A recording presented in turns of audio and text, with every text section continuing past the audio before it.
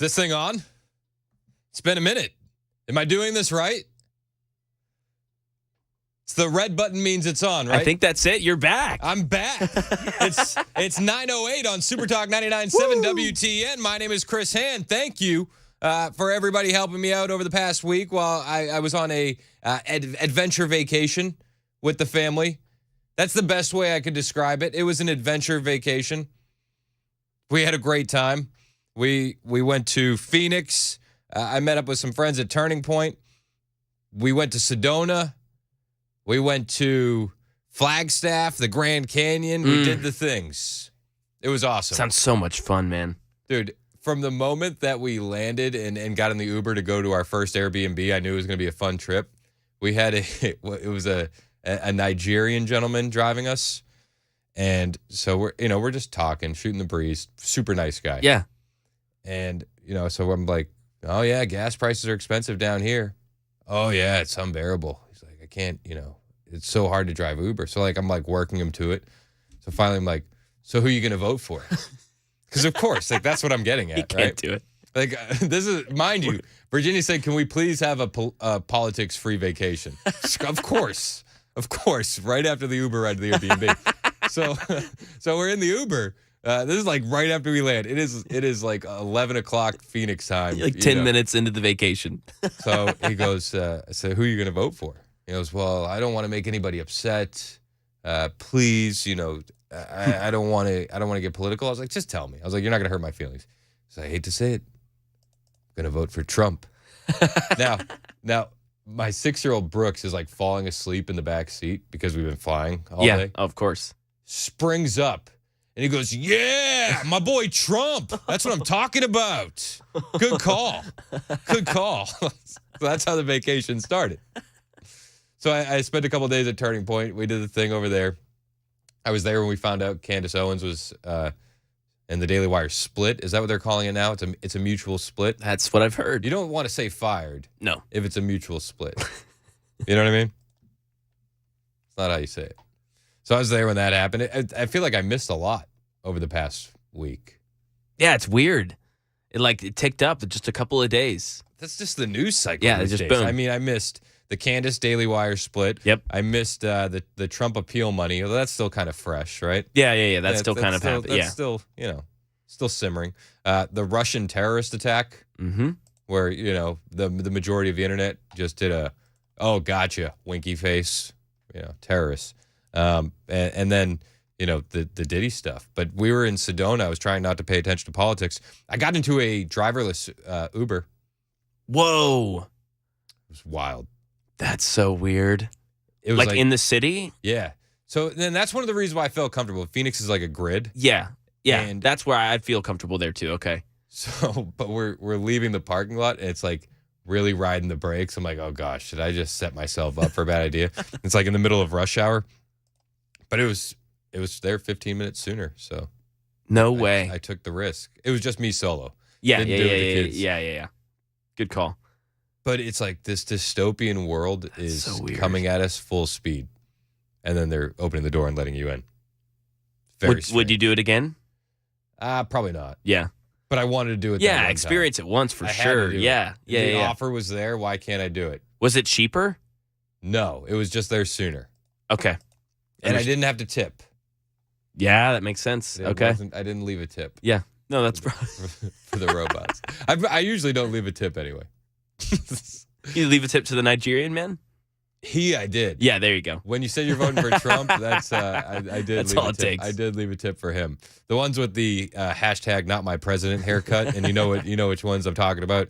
I tend to not leave tips. Yeah. But we hiked all over Phoenix and Sedona and the Grand Canyon. Oh, it's awesome. We went to Papago Park in Tempe, which is this huge rock formation that you climb up, and there's a hole along the backside of it. You climb through the hole, and there's this massive sitting area that overlooks the entire city of Phoenix, and you can watch the sunset from there. Dude. It was so cool. The kids were just jazzed. Yes. Then the next day we go to Sedona, and we hiked all over Sedona. We went up to a place called the Airport Mesa Vortex, and it's a mile hike down a mountain to a rock formation clearing that you then walk up, and then you're basically just standing on a flat rock elevated off this mountain. It's so hard to describe, but like the views there were like hard to take in because it felt fake. Yeah. It like the photos I took, me and Virginia were talking, it's like it looks like a lot of these are photoshopped. Yeah. The colors, I mean, you show me a couple, just the colors that you get from the sky to the rocks, and just it's so awesome, man. It's unbelievable. It's so awesome. And then while we're there, there's so many Biden ads. So many. Biden ad after Biden ad after Biden ad. You know, we see the new polling that Biden's closing in on Trump in swing states, and people go, how could this happen? Well, because they're spending boatloads of money on advertising in these battleground states. We heard so many Biden ads that even my daughter, Kennedy, was like, wow, what, another Joe Biden commercial? I said, well, hun, this is a battleground state. Like, we don't get this in Tennessee. And I think it's cool to get out of that echo chamber and realize they are spending so much money in these battleground states, hand over fist money. So when I see the news that the polling gap is closing in 6 out of 7 swing states, they say, Biden is kind of closing the gap. Trump leads, but Biden's closing the gap in about 6 of the 7 key swing states. It doesn't shock me because I'm hearing the advertising that is being just thrown at people nonstop in a battleground state in real time. And if it's happening in Arizona, you can guarantee it's happening in Wisconsin, Michigan, Pennsylvania. That's what they're doing. They're targeting those low information voters. And if you're somebody that doesn't pay attention to politics and all you catch is a 30-second ad, that's what they're going for. Luckily, I know you pay attention to politics. It's one of the reasons why they're not focusing a lot of their ad effort here in Tennessee, because people around here know what time it is and understand the dynamics of the situation that we're in.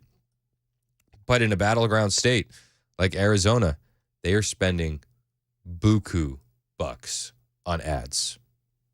Even my 10-year-old said, another Biden commercial? What? Why?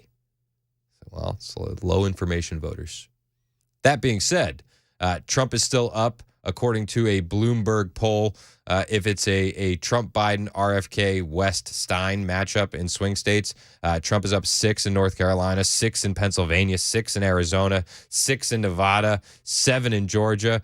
In Wisconsin, he's up 2. And in Michigan, it's a tie, which that one kind of blew my mind. How is it a tie in Michigan?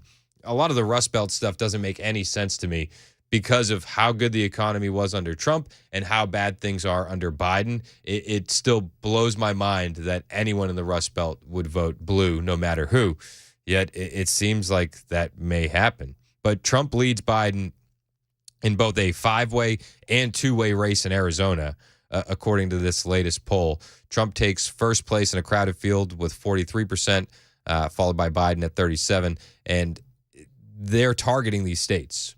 That's why you're seeing these ads non-stop. And we heard them non-stop on my trip in Arizona. But that wasn't really my biggest takeaways. The biggest takeaways was it's so important to be able to get away with your family, have that time to, cultivate a unit. Going on a hike with my family was the biggest takeaway that I could have from that trip. And spending that time with them was worth more than any dollar in my bank account. I'll post some more pictures. I've been posting them on my Instagram and on Twitter at Chris Hand on Air. But to be able to hike down to the airport Vortex Mesa in Sedona, to go to the Grand Canyon through a blizzard at the top of a mountain was unbelievable. And then we did Route 66 in Williams, Arizona. We did Bearizona, which is a drive-through wildlife park. So we saw bears and wolves and bison right up next to our car. It was the greatest vacation I've been on in a while. It's going to absolutely change the dynamic that we do moving forward. We're already looking for our next hike. And I think we're going to go do Ruby Falls here in Tennessee. Wow, that's awesome, man. Like, we're already itching to do it again. Oh, I love that. Yeah. The West is great, man. I was out there for 2 years. The hikes are unbelievable. Oh, so great. So awesome. Chris, if you ever do the Grand Canyon again, I highly recommend, you mentioned Williams, Arizona. They've got the train that you board in Williams, So and it goes to the Grand Canyon. We and thought back. about doing the train, but because of the ages that I have 2, True, yeah. 4, 6, Right. and 10. Really, it was about the 2-year-old because it doubles your travel time. So, we're like basically locked in a little prison. But we did think about doing the train. Yeah, it's really cool. And, Williams has a hotel there that is regarded as one of the most haunted hotels. Really? In Arizona. Then my wife and I stayed there. Yeah? What's the name of the hotel? Oh, gosh, you would ask me that. It was a former bordello, but as you know, about every old hotel in Arizona at one time or another was a former bordello, but I don't recall. But anyway, if it's just you and your wife at some point, man, that the train is cool. Yeah, I mean, we'll probably get to just me and my wife in 10, 15 years. 20, 25, yeah, something. Yeah, something like that. And then we'll have like a good 2 or 3 year window and then grandkids, right? Exactly. Yeah. Fingers crossed. But no, man, it was so great. And I highly suggest and recommend everybody does something like that. We couldn't actually go do all of the Grand Canyon things because of the snowstorm. Oh, my gosh. We drove up. It was like a whiteout. Whoa. I had no clue. It was so cool. I don't know. It was like very spiritual. We really like wrapped ourselves up in like worship music while we were going up. And I was like, hey guys, it's just God's big reveal. Did you have Did you prepare clothing? Yeah. With you for that? Oh yeah. Yeah. We knew it was going to snow a little bit, so we had winter Okay. hats and jackets and gloves. It was the only trip I've ever planned where it was like, okay, front of the week is going to be 85. And we're going to need bathing suits. And then the back end of the trip is going to be 25. And we're going to need jackets That's and hats. nuts. It was insane. It was insane. But it was awesome, man. And I'm so happy, man. yeah, That's great. I'm glad I'm glad I got that time off with my family. So happy to be back here. It is a blessing to have a job where you're excited to come back to. An absolute gift. And I missed you guys, especially Jay. Oh, Did you think I was going to? yep, I was getting my hopes up. I was excited because I missed you, but Yeah. start the music. So. Did you wear your Kansas City Chiefs Yeah, stuff? while I was I'm gone? on day 30. You're on day 30. Of Kansas Yes. City Oh, I Chiefs kept gear? it up, bro. You know All I right, did. I'm proud of you. Thank you. How are you doing sports ball wise? Are you happy still? You got Yeah, I'm doing okay. Yeah, I'm happy. Did your boys? Are they Vols still are in. Vols are still dancing. Okay. Yeah. What are we at now? We're in the Sweet 16. Yep. Okay. They're Game playing- started again Thursday. Yeah. Well, what? You're talking about the Vols? They play Creighton, right? Yeah, Creighton, Friday night. On Friday. Friday Yeah. nights. Yes. Yes. I love that. So that'll give you Saturday and Sunday to recover. Stop. What? Go back to the Grand Canyon. All right. It's 9:21 on Super Talk 99.7 WTN. My name is Chris Hand. Hey, we have a jam-packed show on the way. Thank you for letting me tell you about my vacation, but there's a lot more news to get to, including what happened in Baltimore. Plus, Pastor Alan Jackson from World Outreach Church is going to join us at 10:05 to talk about their Culture and Christianity Conference coming to Murfreesboro. You don't want to miss it. It's Super Talk 99.7 WTN.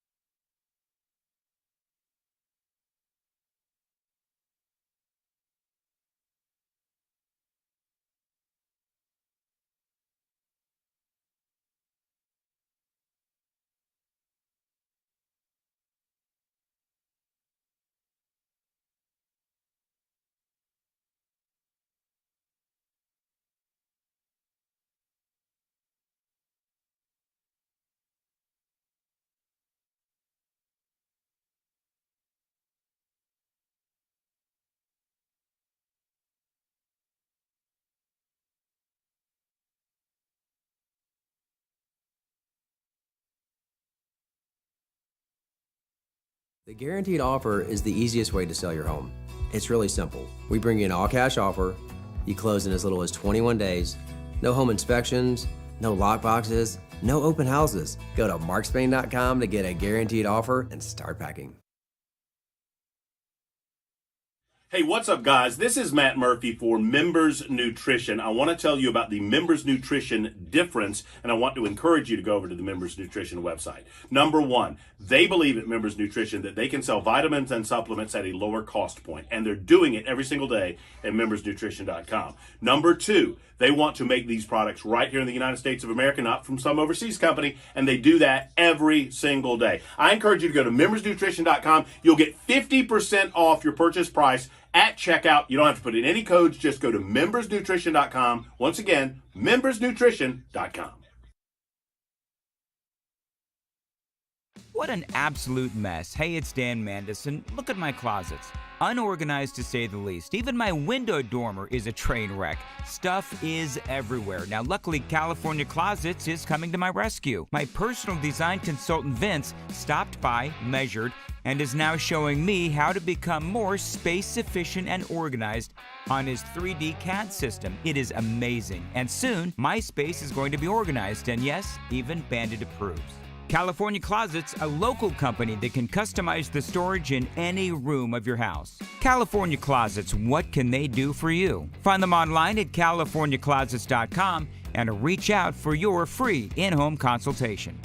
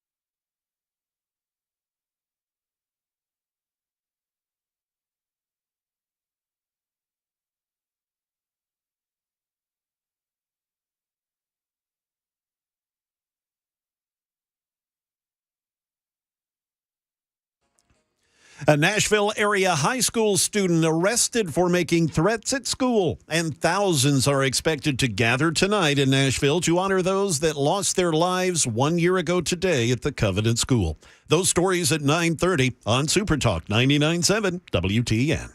Thank you, Jay. It is Super Talk 99.7 WTN. My name is Chris Hand. It's 9:27. One thing that I did do over vacation, which when my wife said, please, no politics, absolutely. Of course, babe. Not. I got you. So then I proceeded to say, we have to watch this new documentary. She's like, is it political? I'm like, no. Why would you said no politics. It's just about rampant pedophilia in Hollywood. So we watched that. Have you seen Quiet on the Set yet? I've seen a bunch of clips, man. I got to watch the whole thing. I'll give you my login. Yes, please. Yeah, I will. Not on the air, but yeah. After we go to break, I'll give you my login so you can watch it. Four episodes. And they're coming out with a fifth? Are they coming out Yeah, with a fifth? they're coming out with a fifth now. Oh, my gosh. Yep. So Discovery's doing this, and they're going after Nickelodeon because of the rampant pedophilia that was happening there. Dan Schneider, who was like a kingmaker at Nickelodeon because of his shows, All That. What other shows did he have? He had Keenan and Kel, I think, was a Dan Schneider show. Drake and Josh. Drake and Josh was a big one. That was a big- iCarly, the Zoe Amanda 101. Yeah, Everything. the Amanda Show. Anything that you've watched on Nickelodeon since about early 2000, at least. Yep. The big shows were Dan Schneider. There's questionable scenes in all these shows. Crazy. And now there's evidence and proof that there were pedophiles working on set, convicted of their crimes against child actors. And they expose all of this in this new documentary, Quiet on the Set. Wild. Yeah, no, some of it's just straight up vile. Yeah. Disgusting. And that doesn't even count like just what they would put on TV. Yep. Like there was one what's Jamie Lynn Spears? What show did she have? Zoe 101. Zoe 101, where they had like a bottle of Oh my of gosh. goop This is fly out and hit her face, and it's like it's a porn joke that you're making on a kid's show. She's 14 or 15 years 14. old. There was another one where they had these kids running around just filling their mouths with sugar on all that. And when the sugar mixes with the saliva, it gets very viscous and looks like something else. Yeah. So you have young kids running around doing this on set. Where are the parents in that situation? I'm sorry. The parents in those roles are just as guilty because they allowed this. They enabled this. There may be a few cases where you can go, okay, I won't blame that parent. But there are parents in this documentary who are like, well, we knew something weird was happening and we didn't want to get removed from the show. What? Yeah. What? Who gives a crap? It's awful. What they'll sell their kids for fame and fortune and, that lifestyle. Evil people. Evil people, because it doesn't take a rocket scientist to see what's happening behind the scenes there, but you definitely need to check that out. Quiet on the Set. I'll give you my login off the air. Thank you. Yep. Just don't tell anybody. Super text line, hit me up. It's 9:30 on Super Talk 99.7 WTN.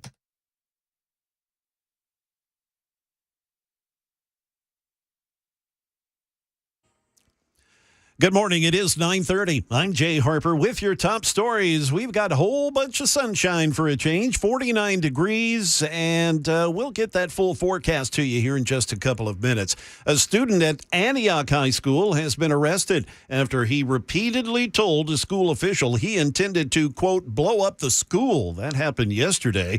According to the arrest affidavit, 18-year-old Richard Byers was searched after being late for school when he told the assistant principal, I don't have guns, I have bombs, and I'm going to blow up the school. Well, when they searched this young man, they found 2 vape pens that tested positive for THC. Byers admitted to police when they got there that he made both of those threatening statements, but he said it was only a joke. It was on this date last year that 6 people lost their lives in the Covenant school shooting, so statements such as this, as you can well imagine, are taken quite seriously. Byers was arrested and charged with making a threat of mass violence toward a school and making a false threat. Thousands of community members here in Nashville are planning to link arms and sing songs to honor the victims of the Covenant school shooting. Voices for a Safer Tennessee is behind the effort called Linking Arms for Change. Their plan is to have over 10,000 people lock arms and honor the 6 victims and their families. The event is scheduled to begin at 5 p.m. this evening. The human chain will begin at the Vanderbilt Children's Hospital, then go to Centennial Park, traverse up Broadway, and all the way to the state capitol.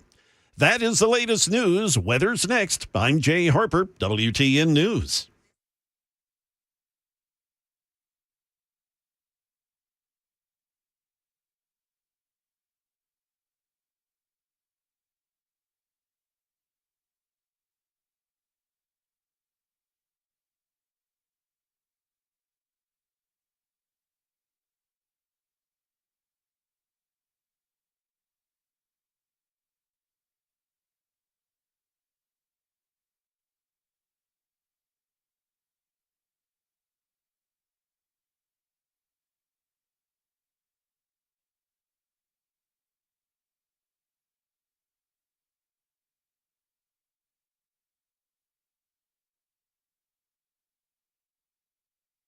Hey, it's Chris Hand here for my friends at Paul Winkler Inc. You know Paul. I know Paul. We all know Paul. He's been doing his radio show, the Investor Coaching Show, for over 20 years. We run it here on WTN every single Saturday from 3 to 6. That is appointment listening because you can always learn something from Paul. But you might not know that he actually started that show after he spent time studying under an economist who went on to win a Nobel Prize. That's Paul's history. That's his background. That's pretty cool. And he's also an avid collector of financial planning designations. He has up to 8 now. And my wife and I, we work with Paul. We heard him on WTN way before I got a show here. And when I started working here, I knew that's who I wanted to link up with and work with, was Paul and his team, because they hold themselves to the highest level of fiduciary status. And because of that, Paul wants me to tell you I get paid every time these commercials air. It's the truth. That's the law. That's fine. Where else do you hear that, right? But one of the selling points for me as to why I want to work with Paul is his team doesn't do anything on commission. That's huge to me because it means when they're helping me make decisions for my financial future, it's just for my financial future and not theirs, because nothing is done on commission. And they'll educate you along the way, every step of the way. They've done that for me and my wife, and it's huge because you don't want to get that uneasy feeling of just trusting to trust. You know, Paul will break down every move that he's going to make for you and then help you make decisions after he looks at your entire financial picture, because your financial picture is going to be different than the next guy's. Set up a 15-minute phone call and get started today. All you have to do is hit up the website, paulwinkler.com. That's paulwinkler.com.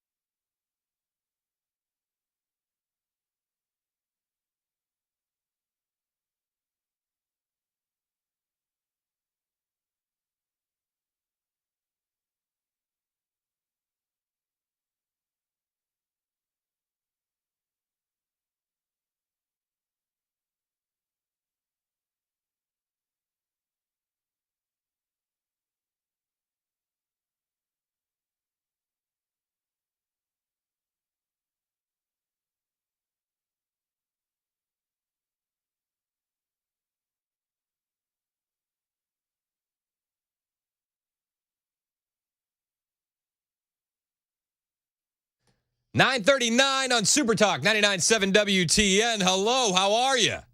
My name is Chris Hand, back from a trip to Arizona.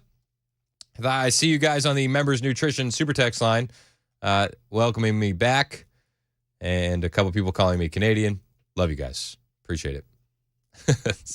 So, there's a lot to get to. We've had numerous stories while I was gone. Candace Owens and the Daily Wire split. They're done. I can't help but think that Candace Owens is going to be even bigger after all of this. I always felt like it was a weird fit for her at the Daily Wire. I wasn't sure, how her dynamic fit in with those guys. I thought, honestly, she's a brand in and of herself, and I just didn't know how she would fit under that umbrella. And, I think that this is going to be a huge deal for her moving forward. She's already working on episodes now where she wants to basically, she's been tweeting about Louder with Crowder and wants to go in on what's been happening behind the scenes there, it was surprising to me because, she was so after Crowder when he kind of exposed the Daily Wire's contract. She really covered for the Daily Wire bigly. And I was wondering what her take might be on that now after she gets on the other side of this. And it seems like she's still not a huge fan of Steven Crowder. So we'll see what happens there. We're going to follow that as it develops. Also, the biggest story happening in America right now is the bridge disaster in Baltimore. Oh my gosh. Absolute nightmare fuel. So the bridge collapses in Baltimore, right? It's the Francis Scott Key Bridge, or Francis Key Scott. Francis Scott Key Bridge. Before we get into the conspiracy theories on this bridge, I think it's important to point out that there were construction workers on that bridge that stopped traffic moments before it collapsed. They were working overnight to fix potholes, and these guys halted traffic right before impact, and that saved a lot of lives. You watch that video, and you see 18-wheelers going across right before that boat collides with the bridge, and it's nightmare fuel. It's nightmare fuel. So I think it's important to look for the heroes, as Fred Rogers would say. Those construction workers are heroes, and there's still some construction workers missing, which is sad. It's heartbreaking that something like this shouldn't happen in America, but here we are, and it's important to point out that if it wasn't for the construction workers on that bridge, there could have been a lot more death and devastation because of it. 100%. So the workers halted traffic right before impact. It's amazing. It's honestly amazing. They were talking about it on a press conference just yesterday morning. And Paul Wiedefeld, Secretary of Transportation. Just a few updates since our meeting this morning. The crew that was out there working was basically repairing potholes. Just so you understand, that had nothing to do with a structural issue at all on the facility. At this time, one person has been rescued, and so far, and our efforts continue in terms of that. Engineers are on site right now, determining both some of the structural issues, obviously some of the debris field, and we'll start to work that, but we'll work hand in hand with the NTSB before we take any further action in that area. So they're trying to figure out what happened. A lot of theories out there. Now I've seen some of the videos where people are like, look, there's explosions right before the bridge falls. I don't know, man. It didn't seem to me like it was explosions, but I'm not going to rule out that it wasn't a hostile act just yet. One of the reasons why is because the FBI came right out and said they have found no evidence of terrorism linked to the Baltimore bridge collapse. They came right out and said that. Hello, my name is Bill Del Bagno. I'm the special agent in charge of the Baltimore field office. First and foremost, I want to say that our hearts go out to everyone that is impacted by this tragedy, especially the victims and their families. On behalf of the FBI, I would like to say that we are with you, we're with Baltimore, and we're with the partners every step of the way. The FBI, when very first looking at and assessing this matter from an investigative standpoint, I want to be clear that there is no specific or credible information to suggest that there are ties to terrorism in this incident. So he says there's no ties to terrorism. Now, I don't know, maybe it's just my distrust of the FBI, but when the FBI comes out and says something, I'm like, okay, well, so maybe the opposite is true. You know, how do we trust the FBI in 2024? But I will say, terrorism is very specific, right? He didn't say it wasn't a hostile foreign nation. And if it was terrorism, you go for mass casualties, right? They would attack when it was the busiest. This, to me, feels like something far more nefarious. Laura Logan, she posted on Twitter last night a lengthy tweet, and this kind of hits me as probably closer to the truth than what we're finding out, because it seems like it's a strategic attack, right? This bridge is connecting to one of the most important ports on the East Coast. It is one of the only ports where hazardous materials can, the bridge is one of the only bridges where hazardous materials can go over. Now, they can't go through the tunnels. They're going to be working on permits to be able to make that happen very quickly. But infrastructure-wise, this is going to screw up so much. And Laura Logan posted on Twitter, she said, multiple intel sources, Baltimore bridge collapse was absolutely brilliant strategic attack on U.S. critical infrastructure, most likely cyber. And our intel agencies know it. In information warfare terms, they just divided the U.S. along the Mason-Dixon line, exactly like the Civil War. Second busiest strategic roadway in the nation for hazardous material, now down for 4 to 5 years, which is how long they say it will take to recover. The bridge was built specifically to move hazardous material, fuel, diesel, propane, nitrogen, highly flammable materials, chemicals, and oversized cargo that cannot fit in the tunnels. That supply chain is now crippled. She says, make no mistake, this was an extraordinary attack in terms of planning, timing, and execution. The two critical components on the bridge are that the two load-bearing pylons on each end closest to the shore. They are bigger, thicker, and deeper than anything else. These anchor points, and they knew that hitting either one of them would be a fatal wound to the integrity of the bridge. Half a mile of bridge went into the river. Likely, you're going to have to build a new one. And it caused so much damage to the structural integrity of the bottom concrete part that you cannot see and won't know until they take the wreckage apart. Structural destruction likely absolute. Attack perfectly targeted, Laura Logan posted on Twitter. She said, they have figured out how to bring us down. As long as you stay away from the teeth of the U.S. military, you can pick the U.S. apart. We are arrogant and ignorant, lethal combination. Obama said they would fundamentally change America, and they did. We are in free fall, a ride on a roller coaster right now. No brakes, just picking up speed.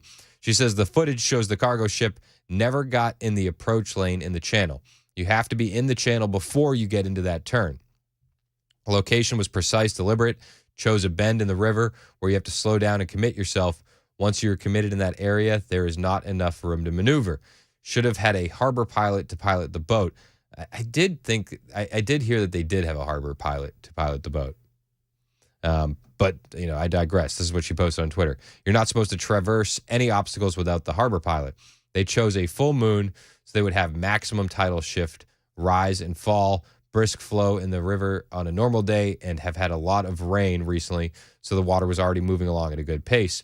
It hit it with enough kinetic energy to knock the load-bearing pylon out from under the highway, which fatally weakens the span, and then 50% of the bridge fell into the water. All these factors, Laura Logan says on Twitter, when you look into it, this is how you teach people how to do this type of attack. And there are so few people left in the system who know this. We have a junior varsity team on the field. Says tremendous navigational obstruction, huge logistical nightmare to clean this up. Number of dead is tragic, but not the whole measure of the attack.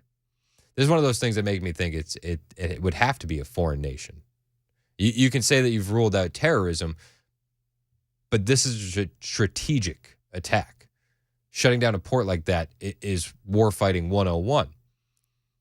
She goes on to say that kind of bridge constantly under repair, always at night because there's so much traffic and they cannot obstruct during the day. So concern is for repair guys who are on foot, out of their vehicles, working, who may now be in the water. When you choke off Baltimore, you have cut the main north-south hazardous corridor, I-95, in half. Now has to go around the city or go somewhere else. To move some of the cargo through the tunnel, you may be able to get a permit, but those are slow to get and require an escort system that is expensive and has to be done at night. For every $100 that goes into the city, $12 comes from shipping. They believe this will cripple the city of Baltimore at a time when they do not have the resources to recover. Fascinating story. Joe Biden was talking about it. And leave it to Joe Biden to try and make it about himself, right? At about 1:30, container ship struck the Francis Scott Key Bridge, which I've been over many, many times commuting from the state of Delaware, either on a train or by car. Yeah, except, there's no train tracks on that bridge. And I know what he's trying to do. He's like, I'm just like you. I'm a regular guy, but it's like, you're not. There's no train tracks on the bridge. You're lying to us again. And this feels eerily reminiscent to me of when he said, hey, he's in Lahaina. I dealt with a fire once, almost lost my Corvette. It's like, dude, stop. Stop with the fake empathy. Just come out, say what you need to say, and move on. He wouldn't even take questions on the bridge either. And the reason I'm not going to take a lot of questions, there's remaining issues that are open that we got to determine what's going to happen in terms of the rescue mission and the like. But do you plan to go to Baltimore, sir? And if so, how quickly? I do, and as quickly as I can. He'll be there soon, as quickly as he can. So what's quick? What's quick in Biden? In Biden's speed, like a year? Like it took him to visit East Palestine? Is that the quick? As soon as he can. It's 9:52 on Super Talk 99.7 WTN.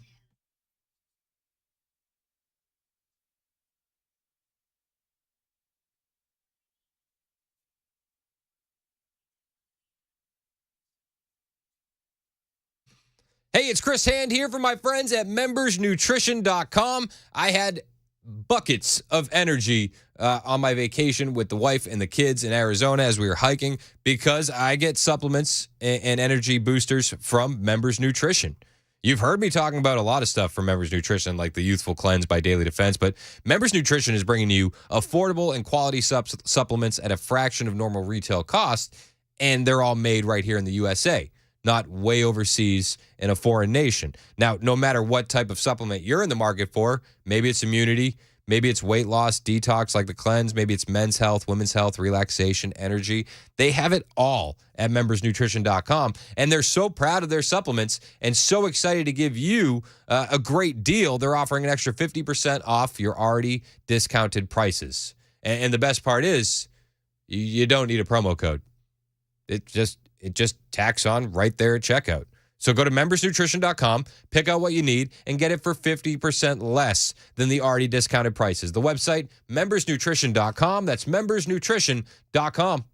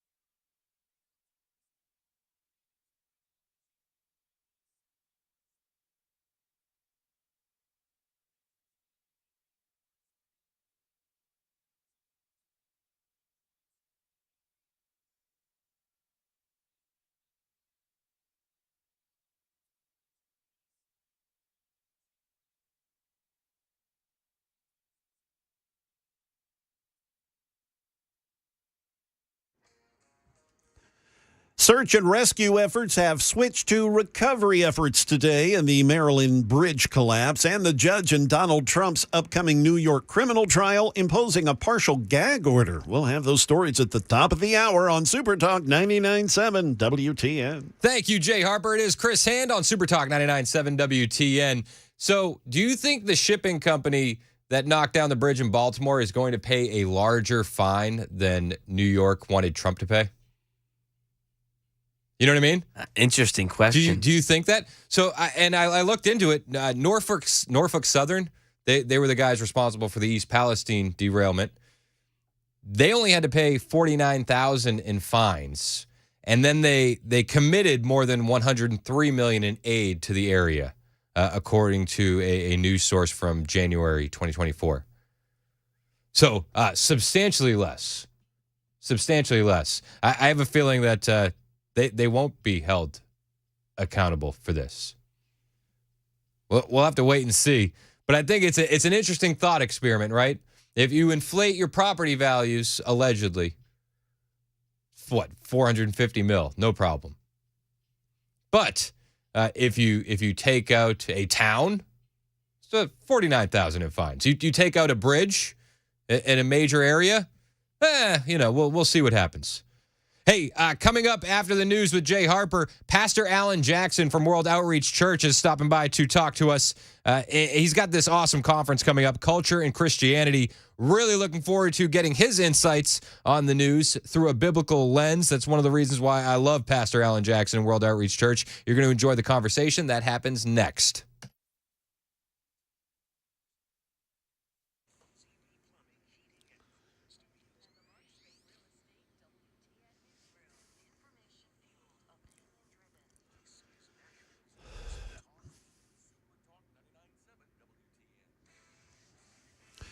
Good morning. It's exactly 1 minute past 10 a.m. I'm Jay Harper with your top stories. Sunshine and 49 degrees on Music Row. A nice weather forecast is on the way. Search and rescue efforts have switched to recovery efforts today at the site of the Francis Scott Key Bridge collapse in Maryland. 6 workers who were part of the maintenance crew repairing asphalt on the bridge remain unaccounted for and are presumed dead. A Homeland Security assessment obtained by ABC News saying that the tangled metal and debris left in the river has made the environment too dangerous for rescue divers. Here's Maryland Governor Wes Moore earlier today. It's a huge economic impact for the country. And that's why I think when we've seen how the entire country has rallied around Maryland and rallied around Baltimore, it's because that they understand that the Port of Baltimore is not just impacting Maryland. In about 3 weeks, former President Trump will be in court once again for his first criminal trial in New York. The trial dealing with charges that Trump tried to cover up an affair with hush money to an adult film star. But the judge in that trial putting Trump under a partial gag order, saying he can't talk about witnesses or jurors. More from ABC's Aaron Katursky, who also says that Trump's social media company went public this week. Trump is having better luck on the stock market, where shares of his social media company went up 16% on their first day of trading on the NASDAQ. On paper, Trump's stake is worth billions, though he can't cash out for 6 months. That is the latest news. Weather is on the way. I'm Jay Harper, WTN News.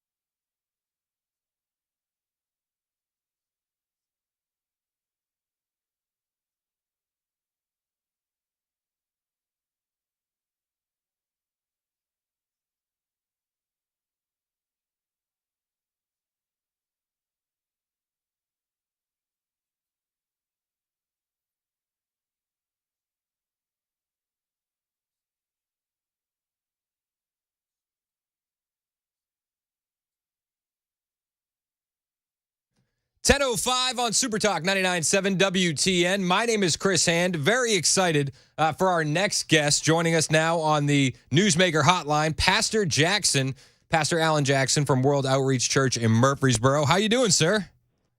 I'm great, Chris. How are you today? I'm good. Thanks for taking some time out to talk to me. I know this is a busy week for you.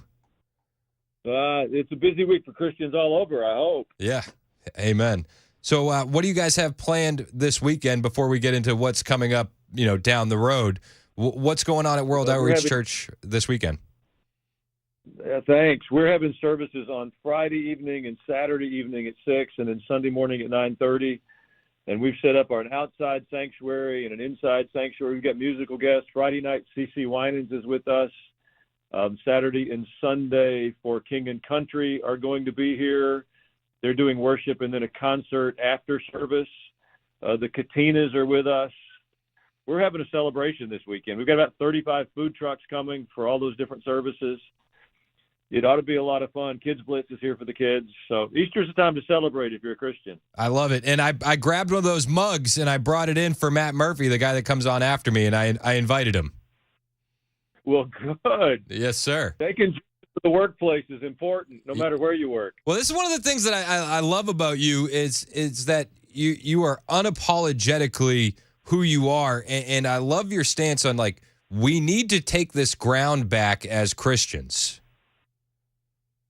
Well, we do. We were told to be quiet and be timid, that if somebody was offended, we should be silent, that there wasn't a place in the public square for worldview issues. And we said, okay. And so we kind of surrendered the field. And now we find Bud Light telling us how we should understand the world, or anybody else.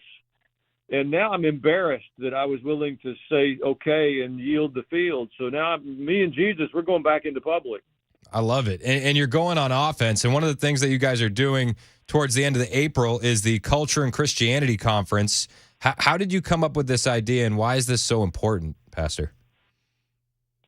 Well, I think it's a really important time for Christians there's a lot of confusion, and we really wanted to help with clarity. So I reached out to some of my friends and said, hey, if we put together a couple of day seminar, would you help?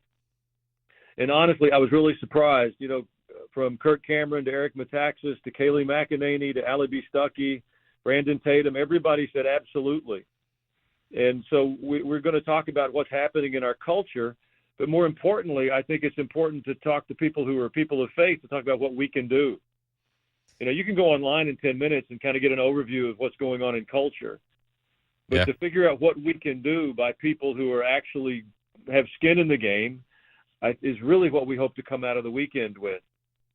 And that's Culture and Christianity. Tickets are available at leadwithfaith.church. One of the things that I find so refreshing about you is that you are willing to put yourself out there. I don't know many pastors that will mention what's happening with Epstein and relate that in a biblical worldview. Why do you feel so pulled in this direction where so many pastors don't want to get quote unquote political? Well, I'm not particularly interested in being political, but I think we have a responsibility to talk about what's happening in our culture. Jesus did. John the Baptist lost his head for it. And one day I'm going to have to give an account for my life. And if I'm salt and light, I think when you turn on the light in the darkness, somebody notices. And we've practiced so hard to be covert Christians that nobody even knew we were there. And so I'm really trying to say to the Christians, we have an assignment. Let's talk about what's happening in our world. I mean, you mentioned Epstein. The part that's troubling to me is the most powerful people in our nation knew that children were being used for sexual tools, and nobody said anything. And I promise you, if it's happening at the most powerful levels in the nation, it's happening at a whole host of other places, and our silence is condemning. So we're having trouble stop sexualizing the children in our elementary schools in Middle Tennessee. It's evil. If you're protecting it, you should have no authority to provide leadership at any level. I mean, I don't know how you can say it any more clear than that, but it's like still they persist. What steps can we take as Christians to take this ground back and stand firm? That's a really important question. It starts at our kitchen table.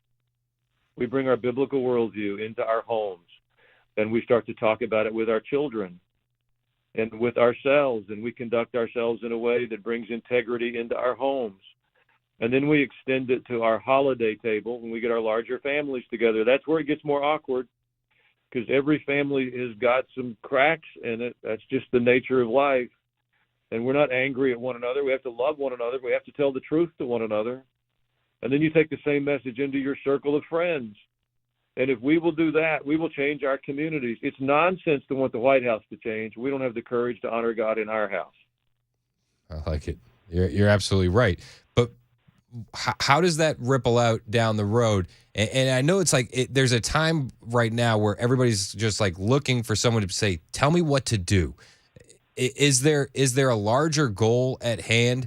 And at what point can we look around and go, all right, we did pretty good?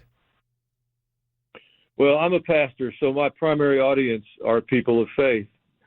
And I think what we have mistakenly been convinced of is that we have to have a majority. And the truth has an authority all in itself. So if God's people will begin to honor God in their lives, we have not been.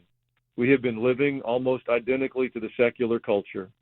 We have winked and nodded at ungodliness and immorality and all sorts of things. And if God's people will humble themselves and begin to bring alignment with the truth that they know, then God in heaven, he'll part a Red Sea. He can bring water out of a rock. You know, the solutions are not too difficult for him. But God will not help us if we aren't honoring him with our lives. And we've wanted to pretend like we had a ticket for heaven so we could live any way we wanted to live. And that's a false gospel. And it's going to take some courage and some humility on the part of the people of faith to come back. It's Easter week. It's a wonderful week for anybody listening. Look, there's no perfect people. If there were, I couldn't get in the church. But that's not an excuse for sloppiness. Just begin to tell the Lord the truth. I want to honor you, and I haven't. And God will meet you in the most remarkable, remarkable way. It's hard to disagree. I think you're absolutely right. And I think that you're doing so much. When you get a gang of characters like Kirk Cameron, Kayleigh McEnany, Brandon Tatum, Allie B. Stuckey, Seth Gruber, who's awesome, Chad Robichaud, who's awesome, they're coming to Murfreesboro April 26th and 27th for Culture and Christianity. What do you want to happen at this event, and how do you see this rippling out positively? Well, we built it really hoping for an audience that's younger than me, because we wanted to provide some voices into those generations of people to hear a biblical worldview. But most importantly, you can get those conferences a lot of places. What we're going to make a special effort here is to try to give them, from a biblical standpoint, what we can do, so that they'll not just come and be agitated by information that they hear, but they'll actually leave feeling equipped to make an impact wherever they're coming from their school, from their church, from their community, in their home. So the what we can do part is what I hope we manage to land the plane on in a very practical way for all the people that are willing to invest the time and energy. And to support that, we've started a podcast this month. Oh, cool. On Alan Jackson, Culture and Christianity, and we're interviewing a lot of those same people to try to give whoever has the time to start to listen and develop the ideas before they get here. So we're not going to go from 0 to 60 all at once. We're trying to create a resource for people to hear the message and share it with their friends, so that we can start to create a little momentum, that we don't have to accept the narrative we're being handed by social media and so many knuckleheads that are out there. And how did they get such a stranglehold on the narrative? It's like everywhere we look, there is so much left-leaning propaganda being forced down the general public's throat. How did this happen? It's tough for me. I'm 35. I have 4 young kids, and I kind of look around now. It's like, how did we get so far down this road to where we are today? Well, I earned a degree in history. The tension between good and evil is not new. It's not a 21st century thing. It doesn't mean it's the end of the age or Jesus is returning on Thursday. I'm not opposed to that, but I don't think that's the right way to read the signs of the times. I think the struggle between what's right and wrong is the nature of the human condition. That's why we have a Noah story. It's why Jesus came and faced the cross. It's why the Israelites had to go to Babylon and they didn't get to stay in Jerusalem. It's why empires fall. The Roman Empire, when it collapsed, was a Christian empire. but they were corrupt from the inside out, and they lost the best things that they had. And I don't know that this is the end of time, but I can tell you it's the end of the American empire if the people of faith don't make a choice. And I think your motivation is exactly right. You look at your children and you think, I want to give them something better than I inherited. Yep. And the pathway to do that is to be an unrelenting advocate for Jesus of Nazareth in the schools, in how we do business. I think people with a different worldview have played the long game better. And now they occupy academia and they occupy the media outlets. And we're trying to be really quiet because we understand there's a punitive attitude that if we raise our voices or raise our hands, that they will respond to us with anger and hostility and labels, and we don't want that. So we've been quiet. Well, and we can't be quiet. It seems like the people that are in these positions of power, they are motivated by evil act, like they have evil intentions, and it seems like the good people just want to be left alone. But that's not the nature of the experience. The only thing, I mean, it's not new to me. The only thing we have to do for evil to triumph is for good people to be quiet. We have an assignment to be salt and light. Jesus wasn't silent. John the Baptist wasn't silent. The Apostle Paul wasn't silent. Peter, James, and John weren't silent. In fact, they called them in, the same people that orchestrated Jesus' execution. This is Holy Week. It's timely. After Jesus' resurrection, they called them in and said, if you don't stop talking about him, we'll do to you what we did to him. And they had a track record. And Peter and John and the crew looked at them and said, you do what you have to do, but we will not stop telling what we know about Jesus. I don't know how the church arrived at this place that we want to have a polite Bible study and talk about the culture of the first century and hide from the culture of the 21st century, but it's not driven by the Holy Spirit and it didn't originate in heaven. No, but it seems like we're at this place. I mean, I saw a story today that a Canadian Unitarian church in Calgary is going to host an all-ages drag show to celebrate Easter on their International Trans Day of Visibility. How is that church? It's not. It doesn't resemble church in any way other than perhaps a label and architecture. And the church is not about labels and buildings. The church is defined by the relationship with Jesus of Nazareth. If you believe he's the Messiah, if you've chosen him personally as Lord of your life, which means he establishes the priorities, and you serve him as king, then you can imagine you're a Christ follower. Sitting in a building and wearing a label doesn't make you a Christian any more than me sitting in the garage makes me an automobile.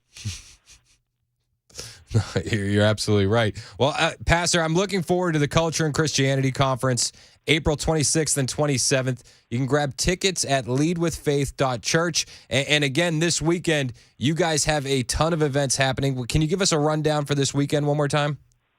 Absolutely. Friday evening at 6, C.C. Winans will be here to lead worship and then do a concert after church.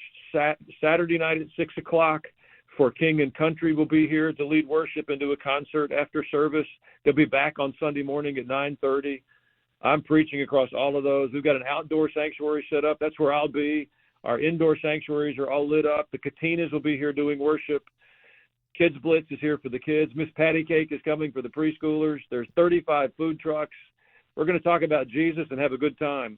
Everybody's welcome. I love it. And my wife is very excited for King and Country. We're going to be there on Saturday night. I'm dragging my sister and her husband and their kids up, and I'm going to try and drag some coworkers as well because this is going to be an excellent weekend, as it always is. Hey, we have much to be thankful for. Let's not rage at the darkness. Let's just turn up the light. Amen. Hey, can you do me a favor? Will you say a prayer for us before we close out? I'd be honored. That'd be Father, awesome. I thank you for Chris. I thank you for Chris and his voice in this community. But I thank you for every person who honors your name. Lord, give us the wisdom to know how we might show the truth of God and the love of God to this generation. For those this Easter week that feel alone on the outside, I pray that they will receive an invitation to a place where they'll know your love and how valuable they are to you. Lord, look upon us with mercy because we need it.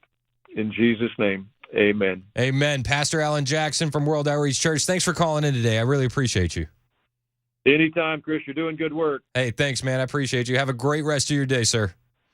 All righty. Bye-bye. All right, I'll see you this weekend. That's Pastor Jackson from World Outreach Church. Their Culture and Christianity Conference is going to be awesome. If you're watching on Super Talk TV, you can see the flyer I got here.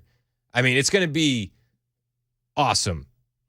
Kirk Cameron, Eric Metaxas, Kaylee McEnany, Brandon Tatum, Allie B. Stuckey, Seth Gruber, Chad Robichaud, Pastor Alan Jackson, Frank Turek. I mean, just some fantastic speakers. And that, again, is happening April 26th and 27th. Leadwithfaith.church is the website to grab your tickets for that. I'm definitely going to be a part of that, and I'm looking forward to Easter. It's crazy that Easter is here already. That's insane. Isn't it? It's just like, I feel like this year is just flying by. We're like over a quarter of the way through. Yeah. I'm excited. I'm excited for Easter this weekend. If you don't have a church to go to, come to mine, World Outreach in Murfreesboro. It's 1021 on Super Talk 99.7 WTN.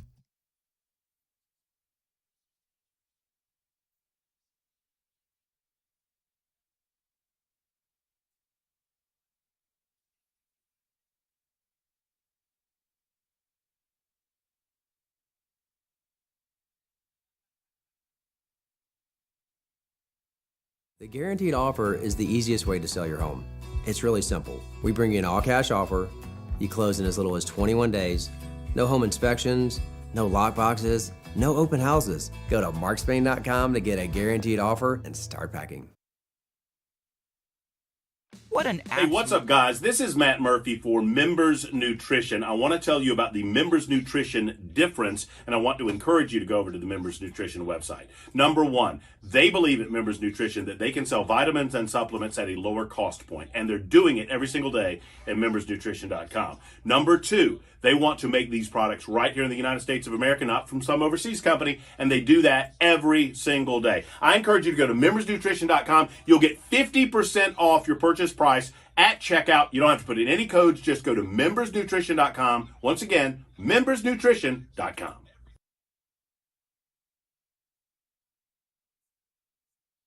What an absolute mess. Hey, it's Dan Mandison. Look at my closets.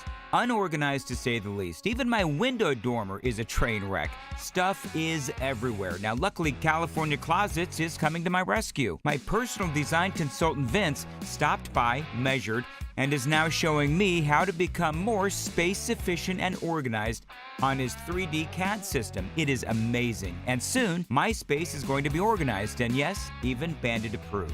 California Closets, a local company that can customize the storage in any room of your house. California Closets, what can they do for you? Find them online at californiaclosets.com and reach out for your free in-home consultation.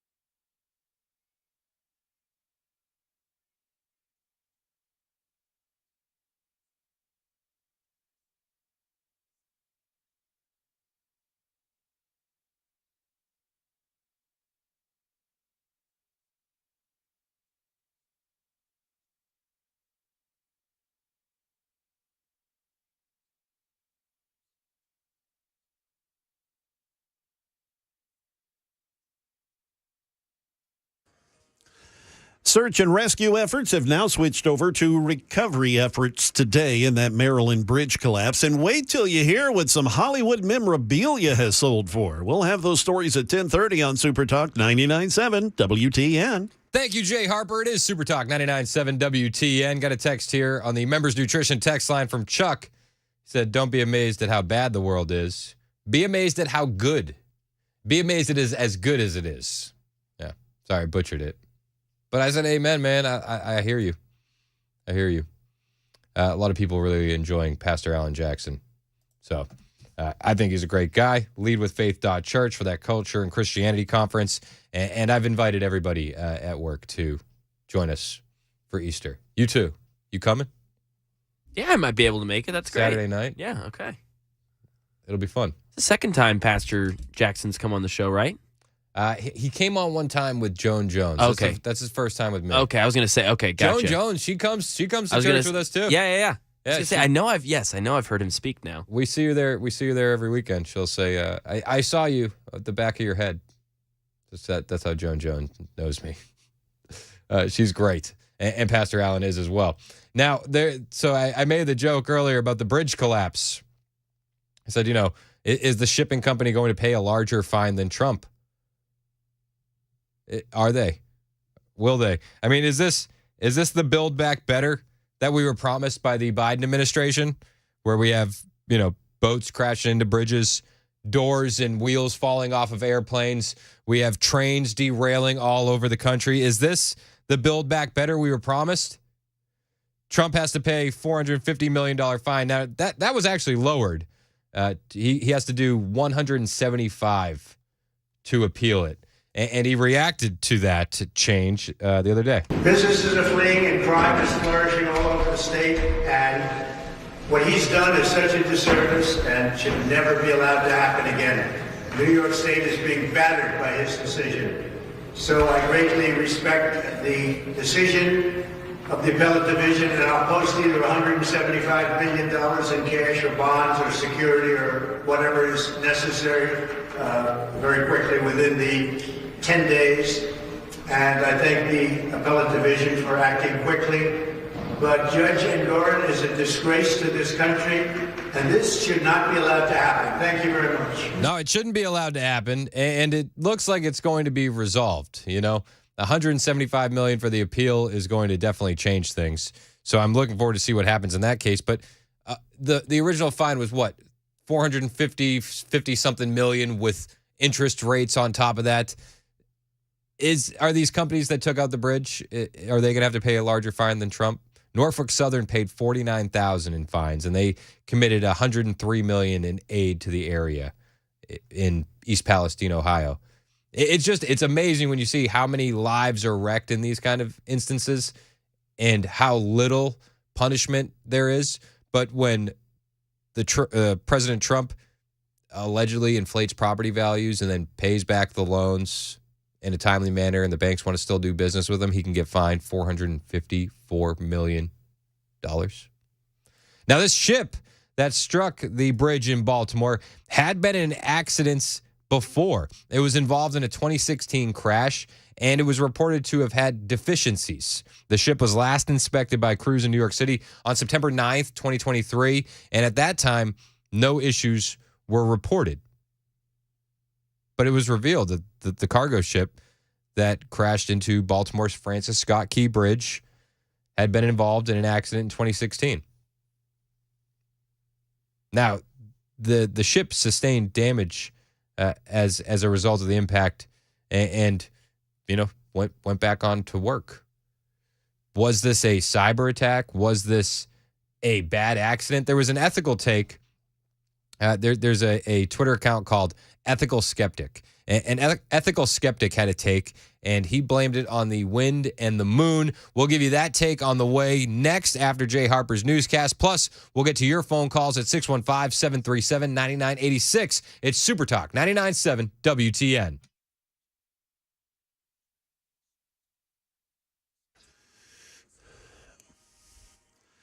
Good morning. It is 10:30. I'm Jay Harper with your top stories. Sunshine and 50 degrees. A weather forecast is on the way. Search and rescue efforts have now switched over to recovery efforts at the site of the Francis Scott Key Bridge collapse in Maryland. 6 workers who were part of the maintenance crew repairing asphalt on the bridge, they remain unaccounted for and are presumed dead.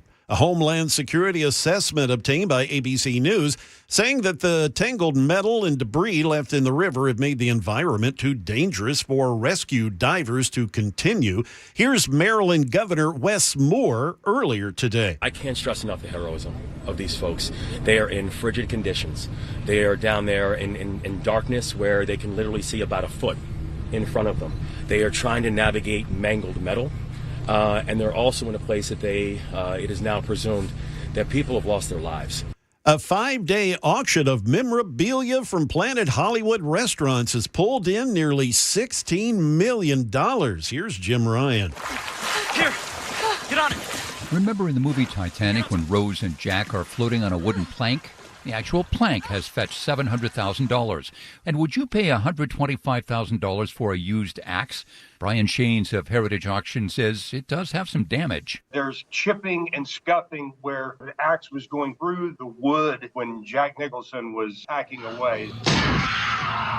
Yes, it's that axe. Here's Johnny. Also, Harrison Ford's whip from the Indiana Jones movies sold for over $500,000. And I still say there was room for Jack on that door. That's the latest news. Weather's next. I'm Jay Harper, WTN News.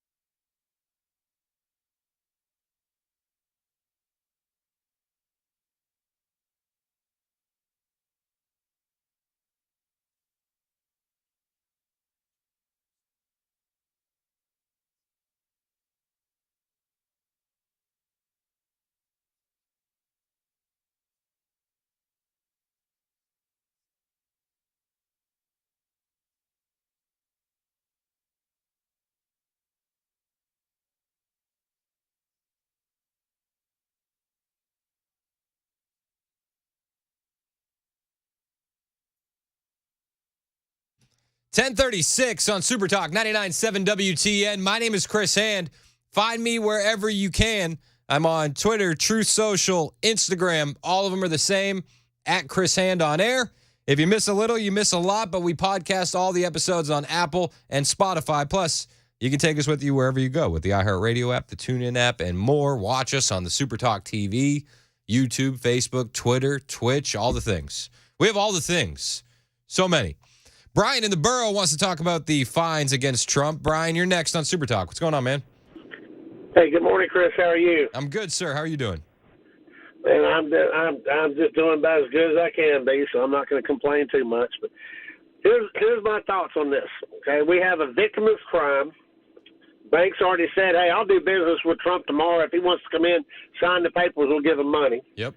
You got this outrageous $400+ million fine, and then they did him a favor to reduce it down to $175. Bernie Madoff, who made off with, tens of thousands of people's money and screwed over how many families, got fined $10 million. Definitely not a victimless crime. $10 million for all those victims, $460 million for no victims at all. It ain't right. Well, Madoff had served 12 years of 150 sentence in a federal prison in North Carolina when he died. Madoff but his initial fines were only $10 million, and it definitely was not a victimless crime. I mean, Trump's the only victim is the prosecutor who she's got lack of brains, but other than that, $400 million plus for a victimless crime. Then you got somebody like him that literally they did over literally hundreds of people, and he only had a $10 million fine. That's definitely something ain't right there. Well, no, I hear where you're getting at, and I agree with you that it's not right what they're doing to Trump. But on the Madoff, I don't know if that's the right comparison. I mean, he got 150 years in prison, and he was ordered to forfeit almost $200 billion in assets. He should have. I totally agree. He ruined so many people's lives. Yeah. No, I'm not disagreeing with you. I just don't know if that's the right comparison to make with what's happening with Trump. I mean, he did get penalties. Madoff did. Right. But again, you got one person barely getting fined anything with literally hundreds of victims. You got Trump that literally the quote victim has already said, "I'm not a victim. In fact, I'll do business with him tomorrow." And you're going to slap him with you're going to do him a favor and reduce it down to $175 million. Yeah, and that's what he has to post in order to appeal. Correct. So they were gonna make him post the whole amount. Listen, I hear you, and I just don't think that this is. I don't think this is going to stick at the end of the day. I think these charges are garbage. Yeah, I agree with you. I'm just so sick of the double standards. I mean, what's good for you is bad for us, and what's bad for us is good for you. And it's just, I mean, I don't know. It concerns me in our country. I don't know. It's a messed up situation. That's for sure. I'm with you, Brian, and I appreciate the call, man. I'm gonna hang up. You have a good day, sir. All right, Thank buddy. you. Take care. Let's go to Gary in Columbia. Gary's got some Biden news. What's the news on Biden, Gary? Got a rumor that the first weekend in April is Mule Day. Okay. And got a rumor that maybe Biden is going to be in town for that. And the reason being is because they have a lot of different types of competitions, and one of them is a liars contest.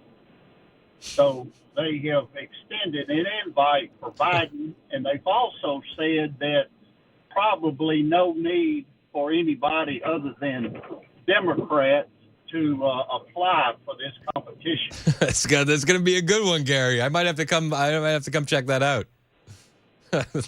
Appreciate your call, man. Kip in Cookville wants to talk about Letitia James. What's up, Kip? Hey. Well, I want to know, who do you think will be her next victim? She has said that she did not prosecute Trump for political revenge.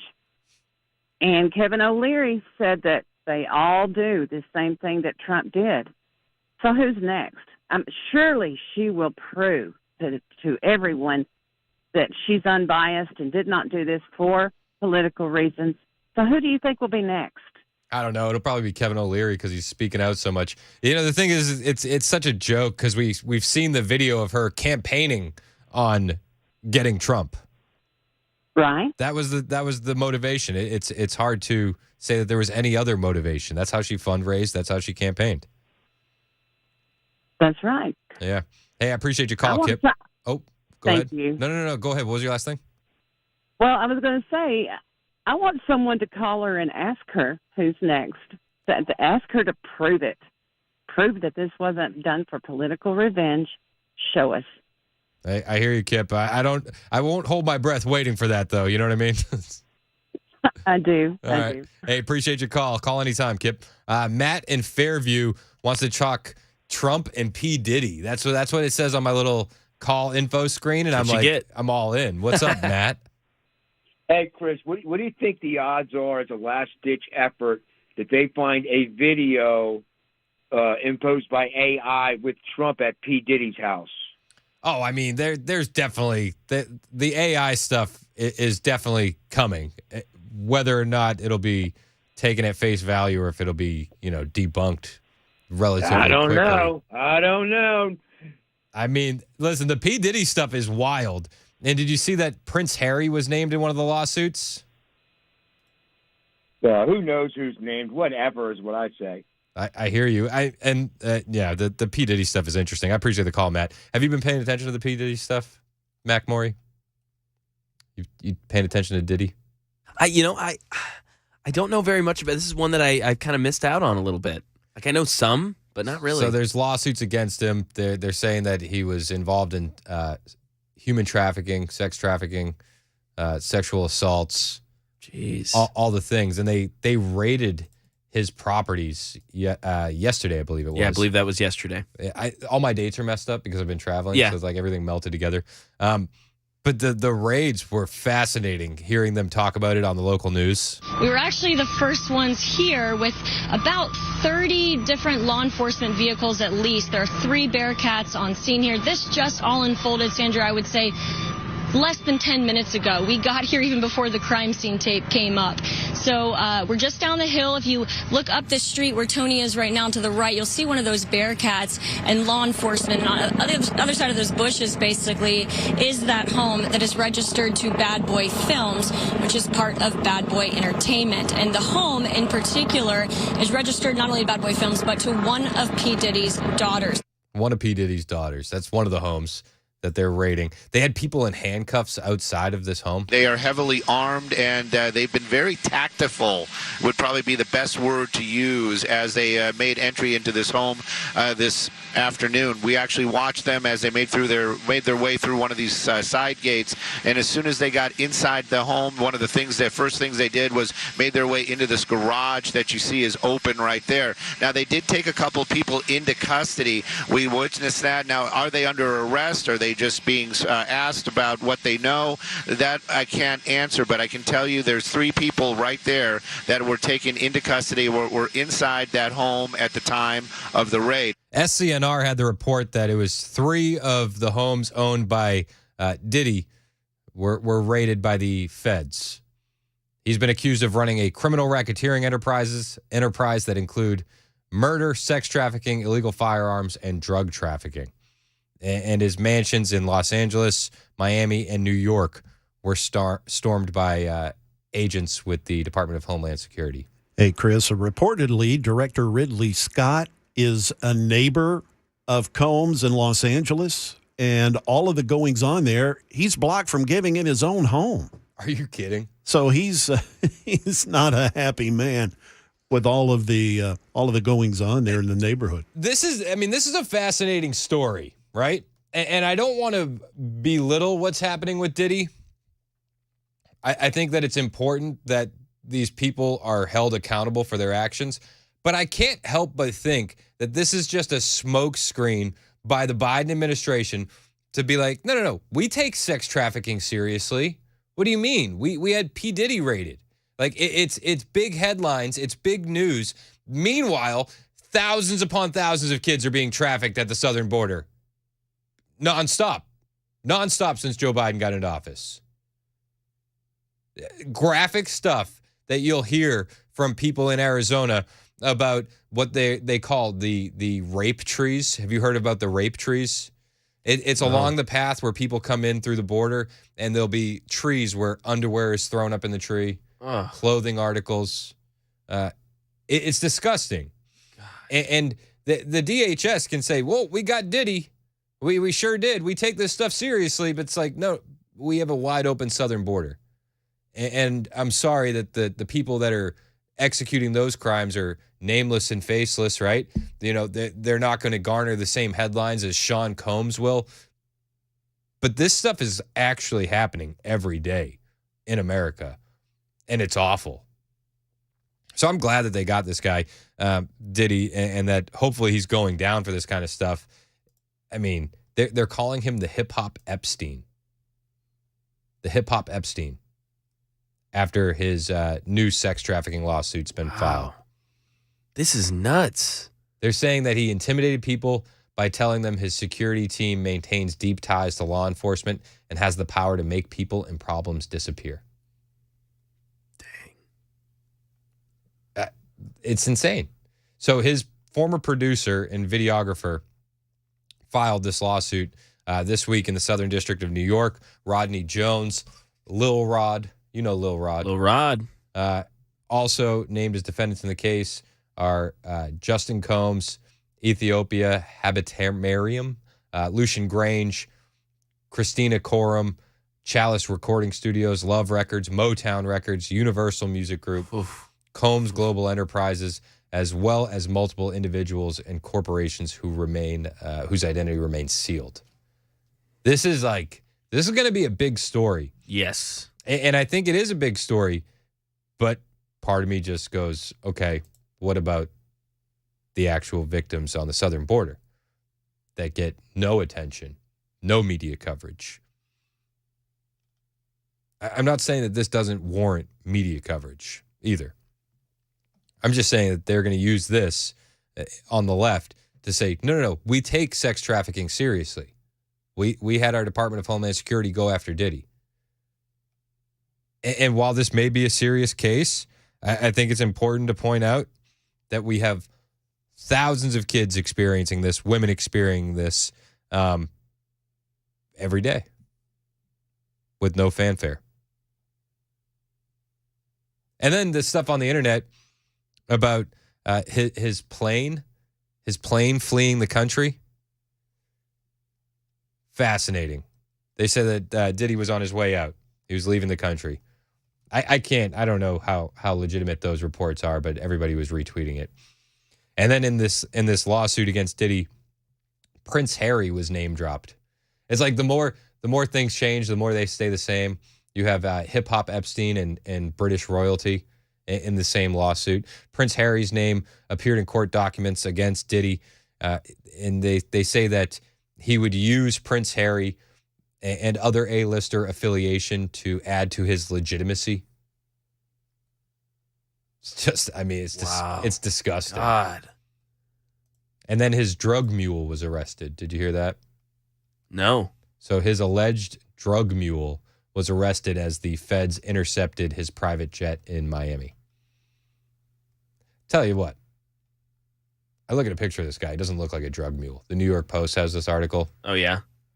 I wouldn't peg him for a drug mule. Rapper Diddy's alleged drug mule was arrested at Miami Airport after federal agents raided his Florida and California homes. His name is Brendan Paul. He's 25. He was arrested on Monday at Opa-locka Airport after the feds intercepted a private plane he was about to board with Diddy. He was booked on one count of possession of suspected cocaine and suspected marijuana edibles, according to a police report obtained by the Post. Diddy was spotted at the same airport at 3 p.m. Monday, talking on his phone, pacing. Pictures showed he has not been arrested or questioned by federal authorities at this time. Do you think we're ever going to see Diddy again? Or do you think he's just going to flee the country and be gone? No, we'll see him. You think so? Yeah, I think so. I feel like smart money is he's never coming back. If he got out, he's never coming back. Gosh, that's crazy. You don't think they'll be able to find him? No. He's Diddy.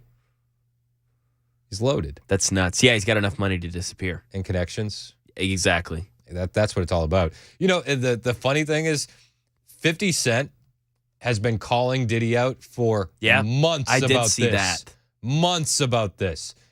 50 Cent's our guy. Can we 50 Cent's awesome. He's our guy. We need more 50 bumper music. He's our guy. And do you know what he's posted on Instagram last night? What? Says, where's Jay-Z? That's what he said. Whoa. Where's Jay-Z? Jay-Z's been quiet. Haven't heard from Jay in a while. Wow.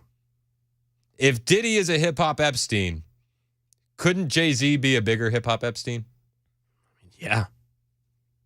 Theoretically, yeah. Theoretically. Jay-Z's massive. Anecdotally speaking. You know what I mean? But when 50 Cent called out Jay-Z, I was like, oh, gosh, here it comes. That's massive, man. That's a massive accusation. Huge. Huge. I've always been a Nas fan myself. If you know, you know. Yes. It's 10:53 on Super Talk 99.7 WTN.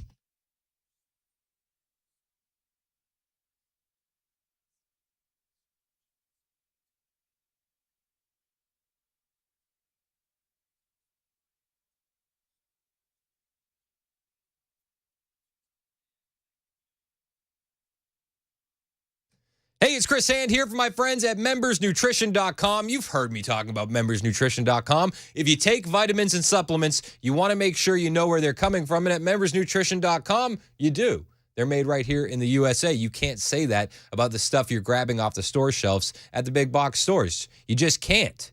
But you can with membersnutrition.com. You've heard me talking about what they have to offer, like the Youthful Cleanse by Daily Defense. But Members Nutrition is actually bringing a wide assortment of affordable and quality supplements to you at a fraction of the normal retail cost. And again, they're all made right here in the USA. Now, no matter what type of stuff you're into, immunity supplements, weight loss detox like the Cleanse, generic men's, women's health, energy, relaxation, membersnutrition.com has all of it. And they're so proud of what they're offering there that they want to give you an extra 50% off their already discounted prices. And you don't need a code. You just go pick out what you want, and the discount's applied at checkout automatically. So go now, start getting your vitamins from the USA at membersnutrition.com. Vitamins and supplements, whatever you need, is online now at 50% off at membersnutrition.com. That's membersnutrition.com.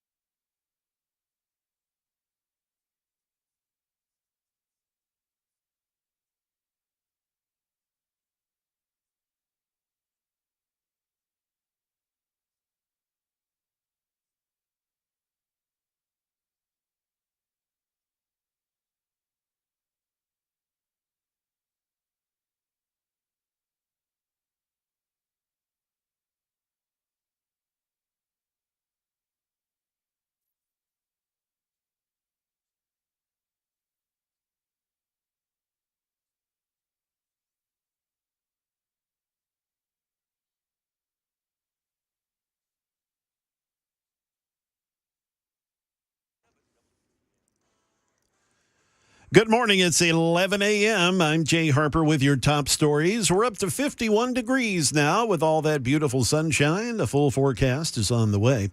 The search for victims in the water around the Baltimore bridge collapse is now in recovery mode. Here's ABC's Derek Dennis. From rescue to recovery, crews searching for the 6 construction workers on the Francis Scott Key Bridge in Baltimore when it collapsed overnight Tuesday are looking for bodies in the water. The workers doing pothole repairs are not believed to have survived. Attention also focusing on the critical reopening of the Port of Baltimore and the long-haul replacement of the bridge, says Transportation Secretary Pete Buttigieg. As times have changed, as bridge designs have been modernized, each generation of bridges is more resilient than the last. But building a new bridge will likely take years. Back in Nashville, thousands of community members in town are planning to link arms and sing songs to honor the victims of the Covenant School shooting 1 year after the tragic event. Voices for a Safer Tennessee is behind the effort. It's called Linking Arms for Change. Their plan is to have at least 10,000 people lock arms and honor the 6 victims and their families. The event is scheduled to take place at 5 o'clock this evening. The human chain will begin at the Children's Hospital at Vanderbilt, up to Centennial Park, over to Broadway, and then on to the state capitol. And finally, a store in New Jersey sold the only ticket to win the Mega Millions jackpot, worth, get this, $1.1 billion. Here's Brian Clark with more from Jersey. A ShopRite liquor store in Neptune, Monmouth County, became the first location in the U.S. this year to sell a Mega Millions ticket that matched all 5 numbers and the gold Mega Ball. That means someone won a $1.13 billion jackpot if they choose the annuity payout. If the winner, who has a year to come forward, opts for cash, they'll get a payout worth $537.5 million. And after Uncle Sam takes his 24% cut, they would be left with about $350 million. That is the latest news. Weather's next. I'm Jay Harper, WTN News.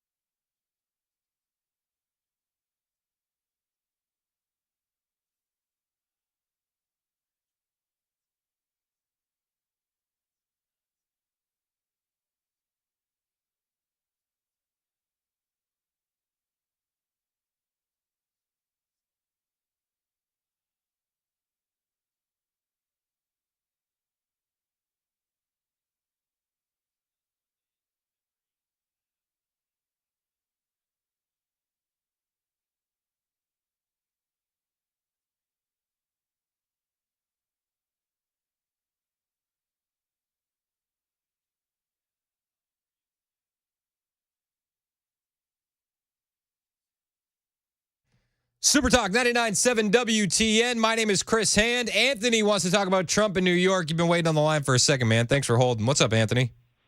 Hey, Chris, how you doing? Good. How are you, sir? Oh, not too bad. Hey, so a couple things. First thing on the ship, the bridge in Baltimore. Nobody worry. We have Pete Buttigieg, the head of transportation, taking care of it. Yeah. Yeah. I feel Oh, good. my Don't you goodness. feel good? I have a sigh of relief. Second, I have to get a little more into the weeds on the diddler because that's gonna be a huge story. I think Jay-Z's in on it too, personally, and 50 Cent's a baller. Yeah. And- once 50 Cent called out Jay-Z on Instagram, I was like, okay, Jay-Z's probably in on it because I wouldn't. Oh, dude, it's over. I wouldn't expect him to say something if it wasn't calculated. No. Well, and I mean, when it comes to New York, I mean, it's like you know the old school. You grew up in that generation, Chris. The East Coast, West Coast stuff. They know each other's business.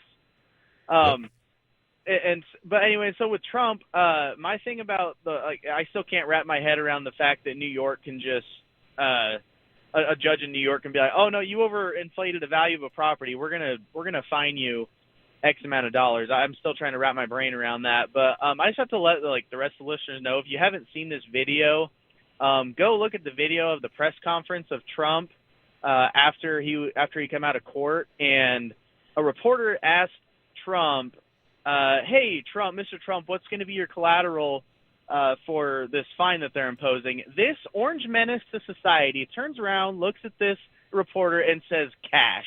Yeah. That is gangster. It is so good. Yeah, I saw one where it's like it was edited where like it freezes to black and white and the glass is lower from the top of the screen, you know. And then Snoop Dogg starts playing. Yep, exactly. The Thug Life one, yeah, it was wonderful. So yeah, I just had to point that out. I thought it was great, but yeah, I also have a question. I mean, I don't know if you can answer or not. So what is the base of this judge being able to, I guess,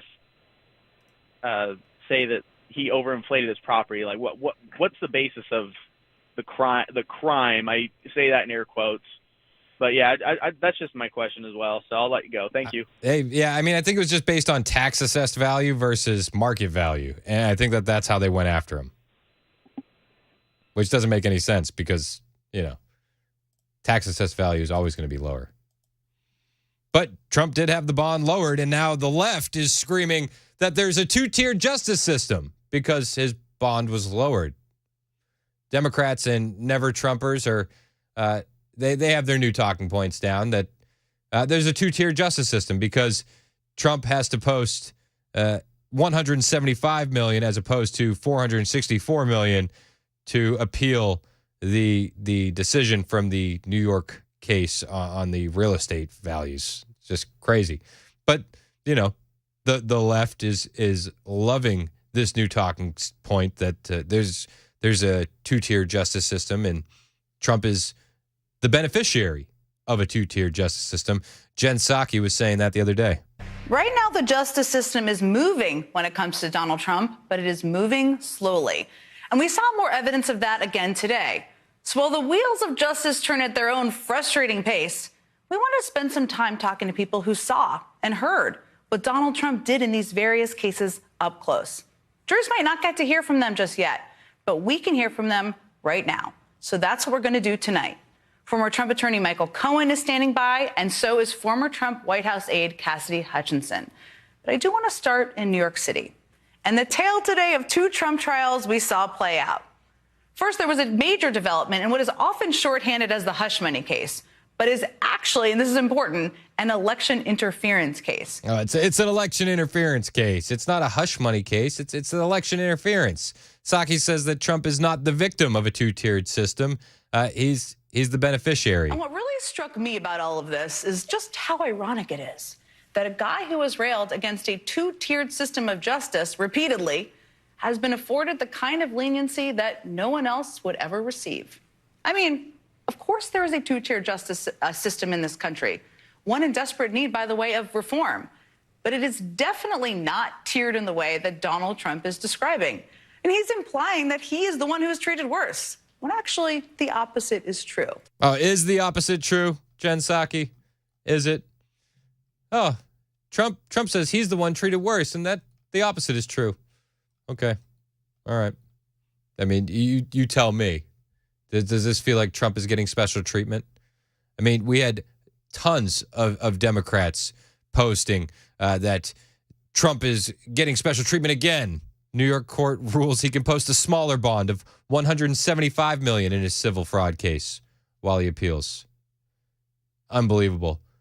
Former RNC chair Michael Steele posted on Twitter, yet again, Trump gets special treatment with his own private system of justice. The New York appeals court has decided to give Trump more time to pay less money by reducing his bond from $454 million to $175 and giving him 10 days to get the money. This makes absolutely no sense.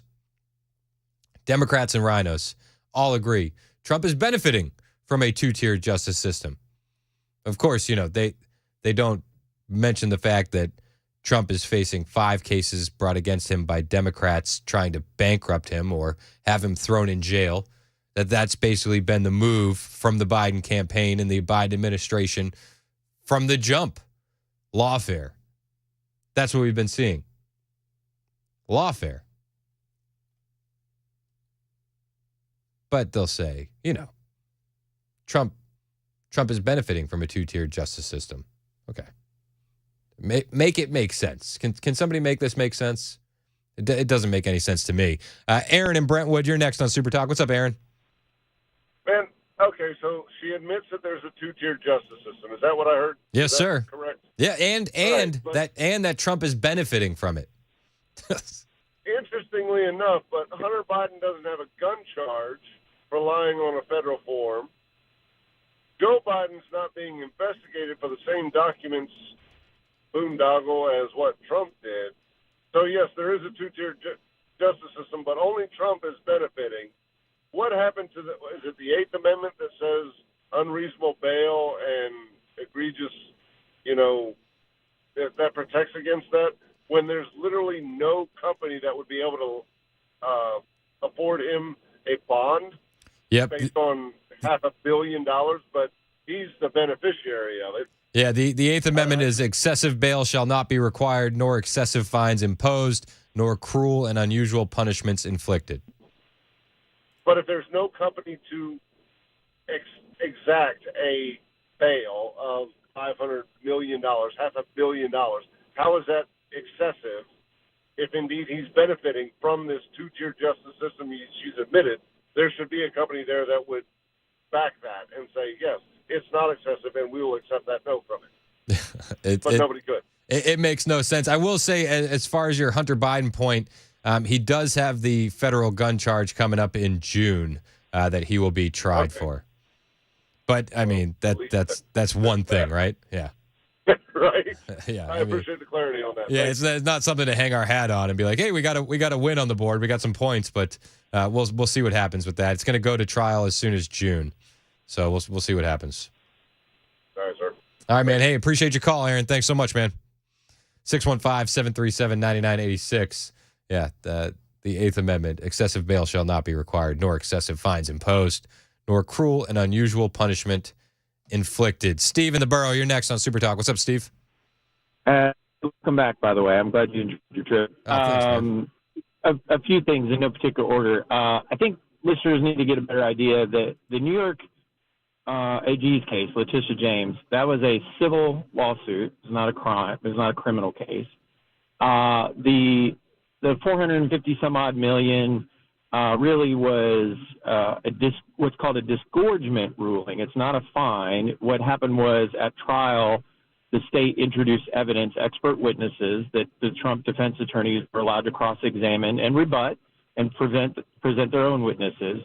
And the judge determined that his civil fraud benefited him and his companies to the tune of $350-ish million, and then with the interest that accrues from the time the lawsuit was filed, it pushed it up to 450 some odd million.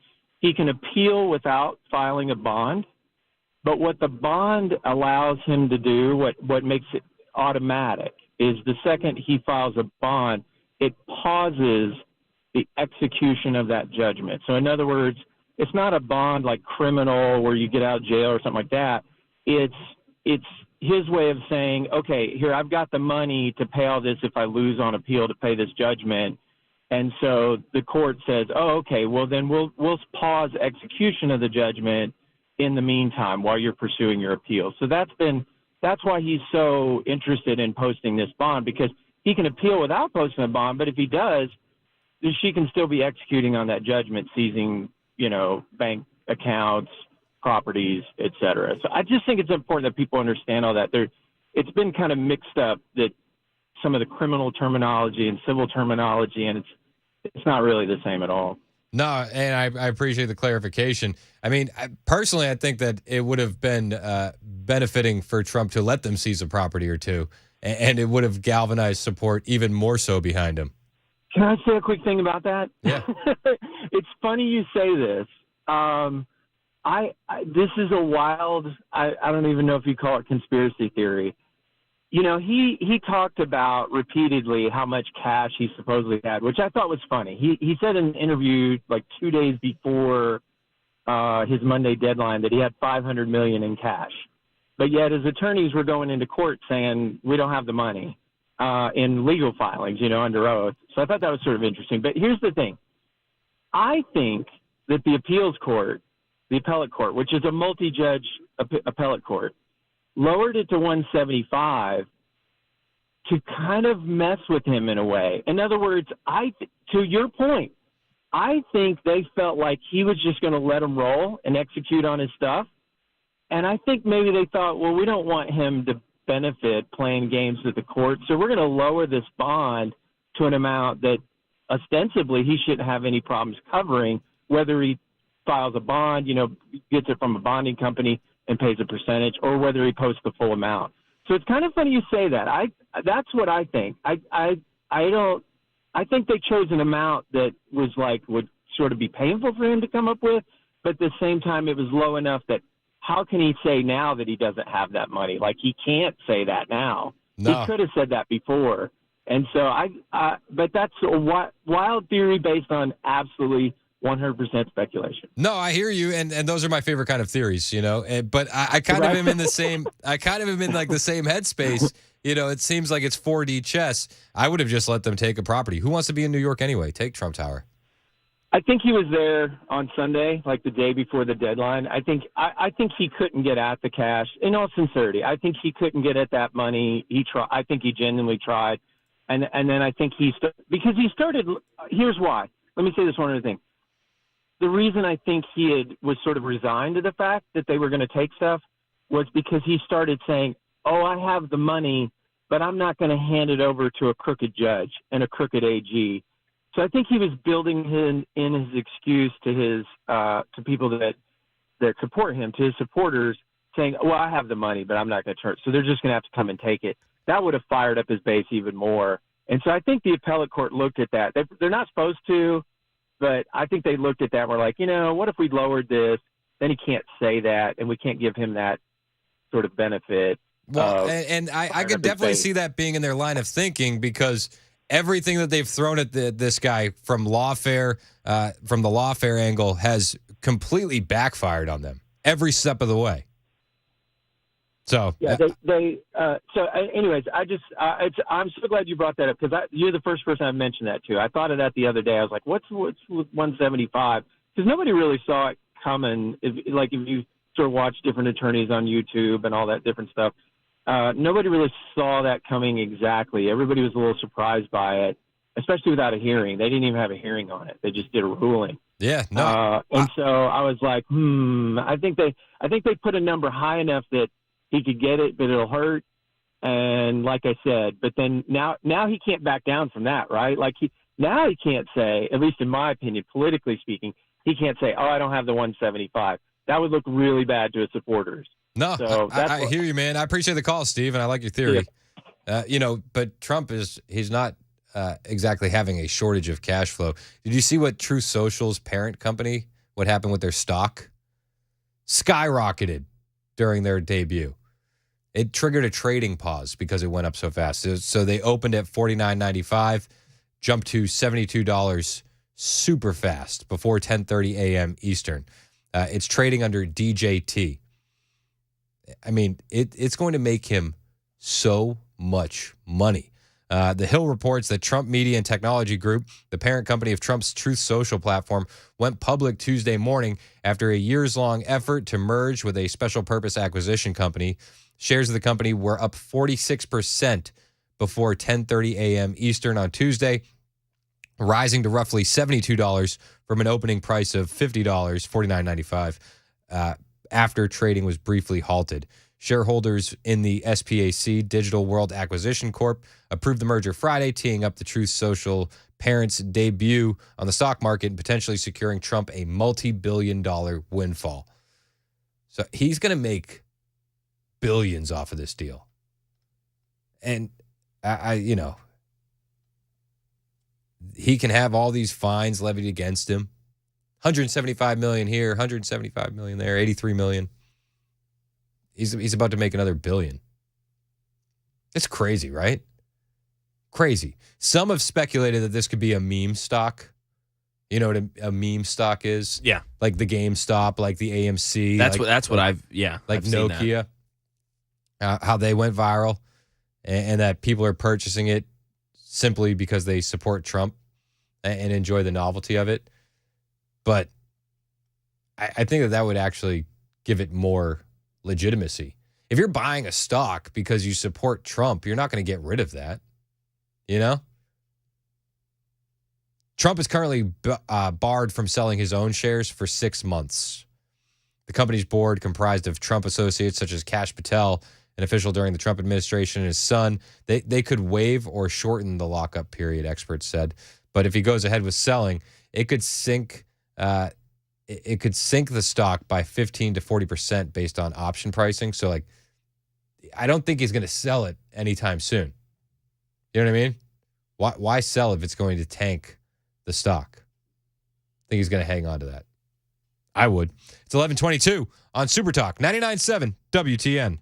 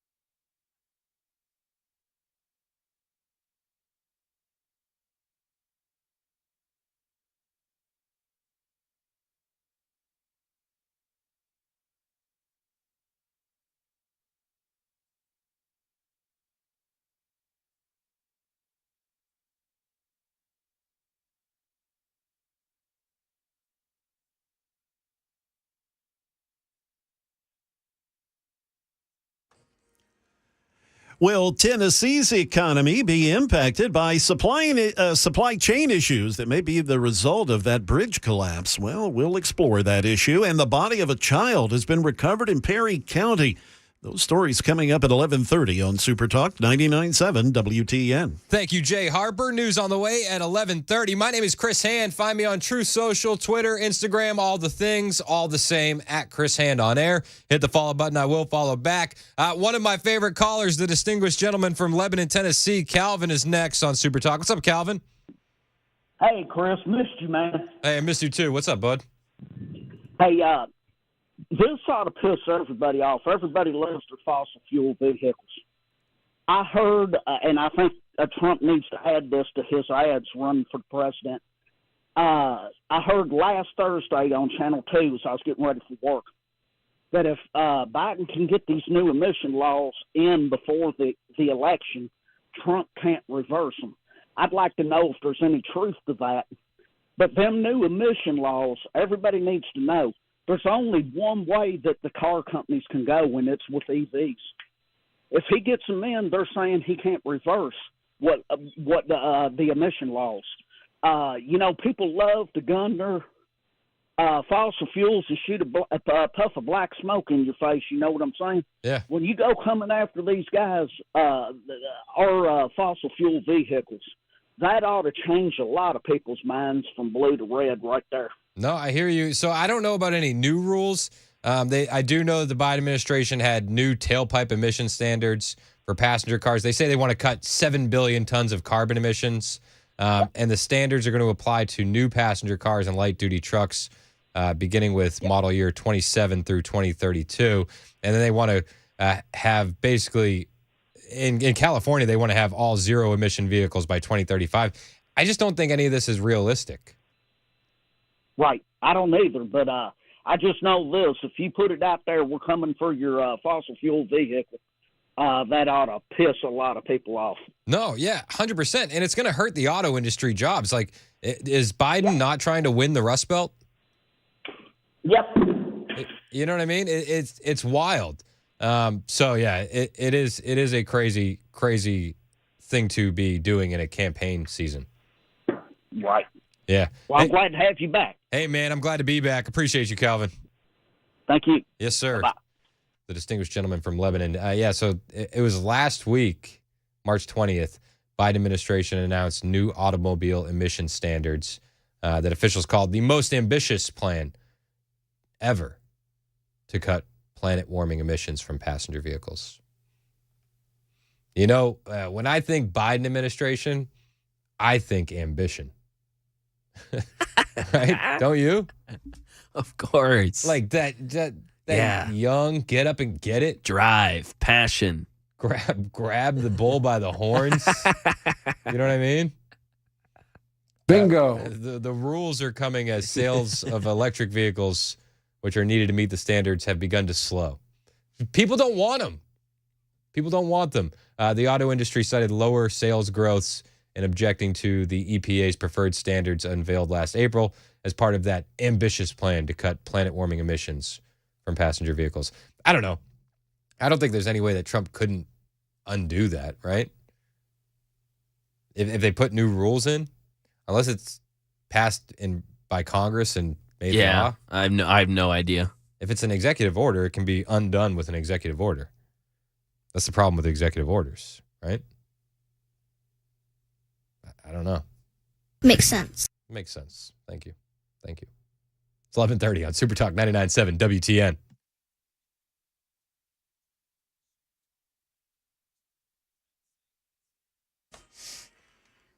Yes, it is 11:30, and I'm Jay Harper with your top stories. Plenty of sunshine, 54 degrees. A full forecast is just a minute or so away. Tennessee supply chain experts, they don't predict the collapse of the Francis Scott Key Bridge in Baltimore will really have that big of an impact on the economy here in Tennessee. The Port of Baltimore is one of the busiest U.S. ports. It's also a hub for construction machinery and other items. It's also a major port for car shipments. For more on that, Here's News 2's Adam Mintzer. According to the Maryland Port Authority, the Port of Baltimore is one of the busiest U.S. ports for car shipments. University of Tennessee professor Don Myers says this means car dealerships may be the first businesses impacted. Based on some of the auto manufacturers that do use Port of Baltimore, that's where I see the biggest impact will be initially. But despite Nissan's American headquarters being located in Franklin, Tennessee, Meyer doesn't predict major impacts throughout the volunteer state. He says Nissan can keep cars they want to export in a lot for the short term. Also, with Tennessee's extensive highway and railway system, distributors do have other options when looking to bring goods here into the state. This just in a bit ago, the body of a child's been pulled from the Tennessee River on the Perry County side. Of course, that's west of Nashville. Officials are now working to recover a body of an adult as well. There's no identifying information about the two bodies. They don't believe this is tied to any ongoing missing persons cases. And anyway, this is a developing story. That is the latest news. Weather's next. I'm Jay Harper, WTN News.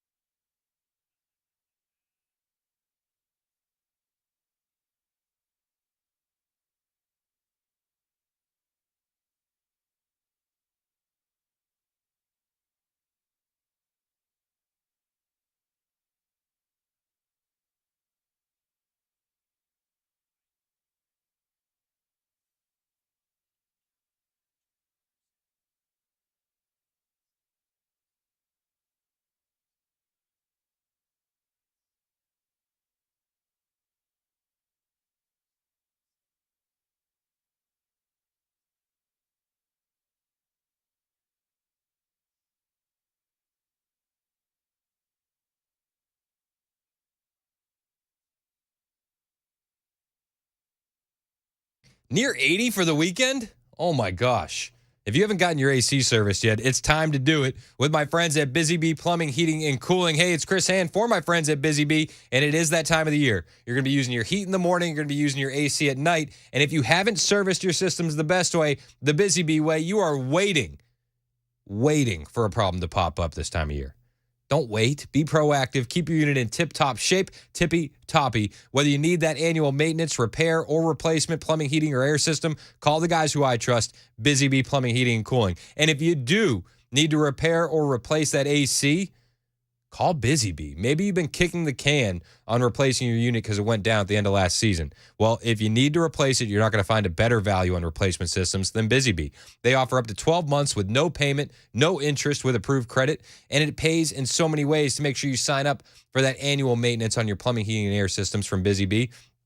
And you can get that annual maintenance plus added rewards and savings by signing up to be a Beehive member. Being a Beehive member gets you the annual maintenance. It gets you no overtime charges 24/7 and 10% off all repairs. Plus, Busy Bee always has convenient Saturday availability for you, so you'll never be left over the weekend without your heat or AC. Busy Bee, they're your Rude Pro partner for satisfaction guaranteed. Call Busy Bee Plumbing, Heating, and Cooling. 615-775-7833. That's 615-775-7833 or online at busybeehvac.com. I did that for you there. I did a little stall. Oh, yeah. I missed that for sure. You weren't ready for it. Sorry. Those are the things that they keep me going. Like I like to mess with Mac when I'm doing my commercials, and I'll just give an extended pause before the .com. And if you don't have your camera on for that, do you? I do sometimes. That time I did. If you're watching on Super Talk TV, you'll see Mac kind of like he's about to hit the button, and then he looks up and he's waiting for me. I'm like, Okay. wait, what? Yeah, there it is. Okay. I almost hit it that time on accident. I know. I was hoping you did. I thought it'd be funny. This is sometimes you have to have fun in the most like that's not like a reading commercials. It's great. I love my clients. Of course. They're awesome. But it's not always the funniest part of the show. No. So I gotta add some silly. I have to add that to keep myself entertained. Do you know what I mean? So, yeah. What do you want to talk about, Mac? Well, we got 0397 on the Members Nutrition Super Text line saying, "You beat me to it, tippy toppy." Tippy toppy. If you want to keep they love the tippy top. If you want to keep your AC systems in tippy toppy shape, it's Busy Bee. That's it.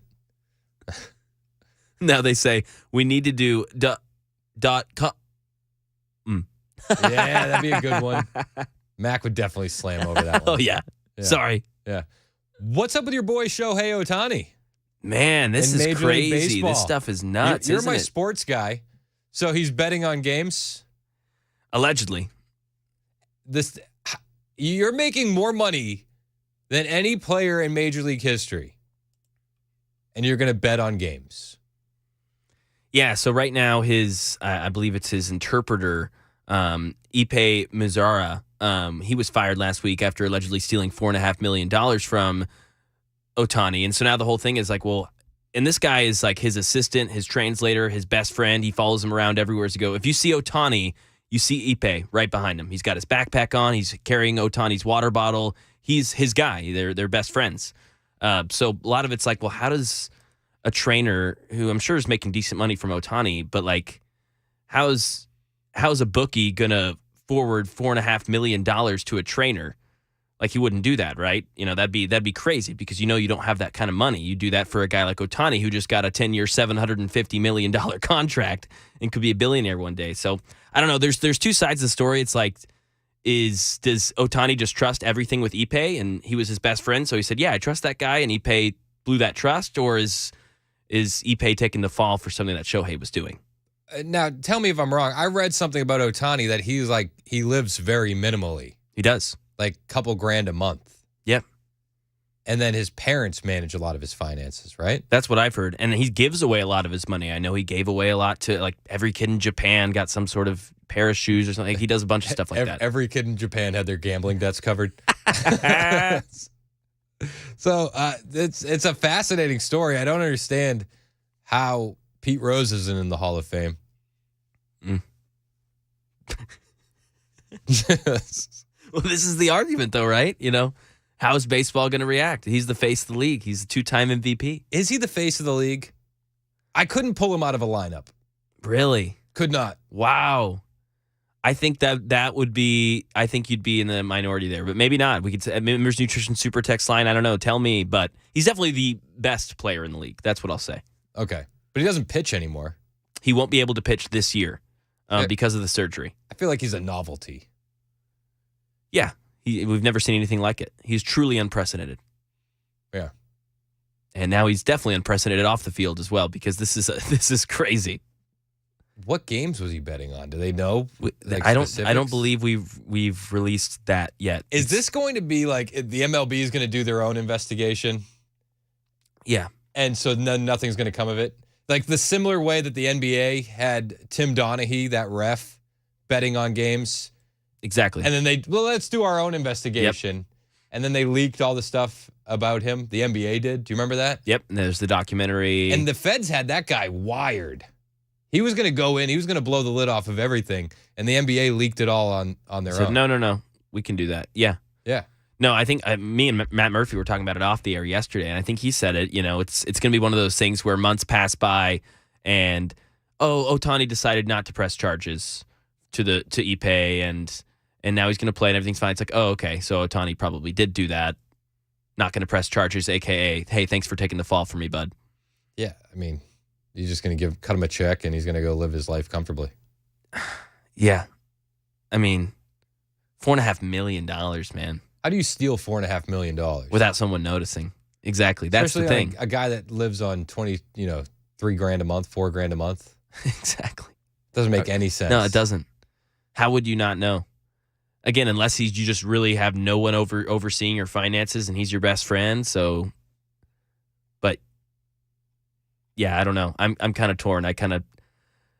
There's two sides, but part of me thinks Ohtani did it. Yeah. Yeah, absolutely did it. Yeah, that's sad. Yeah, get rid of him. Well, that's the thing. Yeah, what will baseball do? Baseball ban him. Yeah, if they stay consistent, they would ban him. It's also such like a weird juxtaposition where it'd be like, all right, let's turn on ESPN for the latest on Shohei Ohtani's gambling scandal, brought to you by FanDuel. Like the betting is so intertwined in the league now. Yeah. It's just, how can the MLB even wag their finger at him when they have $1 million partnerships with gambling companies? Well, this is the thing. Like, was he betting on the MLB? Like, if he wasn't betting on the MLB, do we even care? I mean, I guess we do because it's illegal to bet in California, so that's already a law. But they break laws in California all the time. Yeah. I think the laws in California are more like a guidebook written in pencil. You know what I mean? You could follow these, but if you didn't, it's probably not a big deal. All good. Yeah. Yeah. Yeah, I don't know. This is nuts. I would say, I mean, like, for baseball, again, I'm considering him the face of the league. He's definitely a player that, has brought a lot of people back to baseball. You kind of have to have him play if you're the MLB. You're like, shoot, we got to figure this out. Really? Todd on the Members Nutrition text line says, never heard of him. Todd, do you watch baseball? Todd's never heard of him. That's crazy. Wow. I said I couldn't pick him out of a lineup, and somebody else said he's the giant Japanese guy. I don't know if he's giant. That's what he said. I don't know. I don't know what he looks like. 8695 said, did Chris just imply all Asians look alike with the lineup remark? No. It says baseball players. Baseball players? Who's a recognizable baseball player that you could spot on the street outside of uniform that isn't already retired? Mike Trout. That would be the other one. And he's the second face of the league. I don't know what he looks like. Really? Is he also Asian? No. No? No. Okay. Because I don't want to get accused of things. I don't know. Just keep naming Asian players. Ichiro. I've heard of Ichiro. Is he still playing? Does Ichiro still play? I don't know. I think he retired like last year or 2 years ago. I think so. Yeah. So yeah. I don't know what he looks like. I just know the name. But baseball has a star problem. They do. I named the two guys I know, Ohtani and Who else? Who else is a star in Major League Baseball? Yeah, I'd go to older guys like Greinke, who's probably still playing. Zach Greinke, you know him? He's a pitcher. Yeah. Yeah, nothing. Madison Bumgarner. These guys are old. These guys are. Yeah, I don't even know. Baseball should not have a star problem. Exactly. They don't have helmets covering their face. Yes, exactly. You know what I mean? Exactly, dude. If the NFL can make stars where you can't see what they look like, why can't baseball? Yeah, where you get to not only see what they look like, you get to show them on the bench, playing games with their teammates, like being themselves, like being silly, like being genuine. So, I agree. This is a huge issue. And I would say that's why, if you're the MLB, this is your new big up-and-comer that you're trying to kind of sell, hey, look, baseball's cool. This guy can do 2 positions. This is awesome. Like, kind of need him.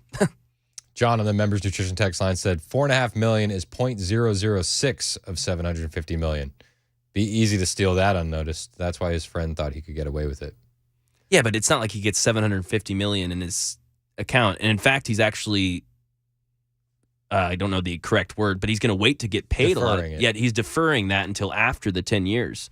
He's only getting, $1 million a year or something for these next 10 years. It's something very minor comparatively. Sally on the text line said, baseball has an interesting problem. It's fair. It's fair. Just not interesting. I thought the pitch clock was a good move. Yep, I thought that was a good move in the right direction. Speed it up. Yep. 1816 said Aaron Judge. Aaron Judge. Yeah, Aaron Judge for sure. But is he even good anymore? I don't think so. He's 6 foot. That's what I'm talking about. Yeah, but he's 6'9". They have a star problem. Yeah. And I do know what Aaron Judge looks like. Yeah, massive dude. Huge. Yeah, like massive for football, like probably like bigger than Gronk, I think was the whole thing.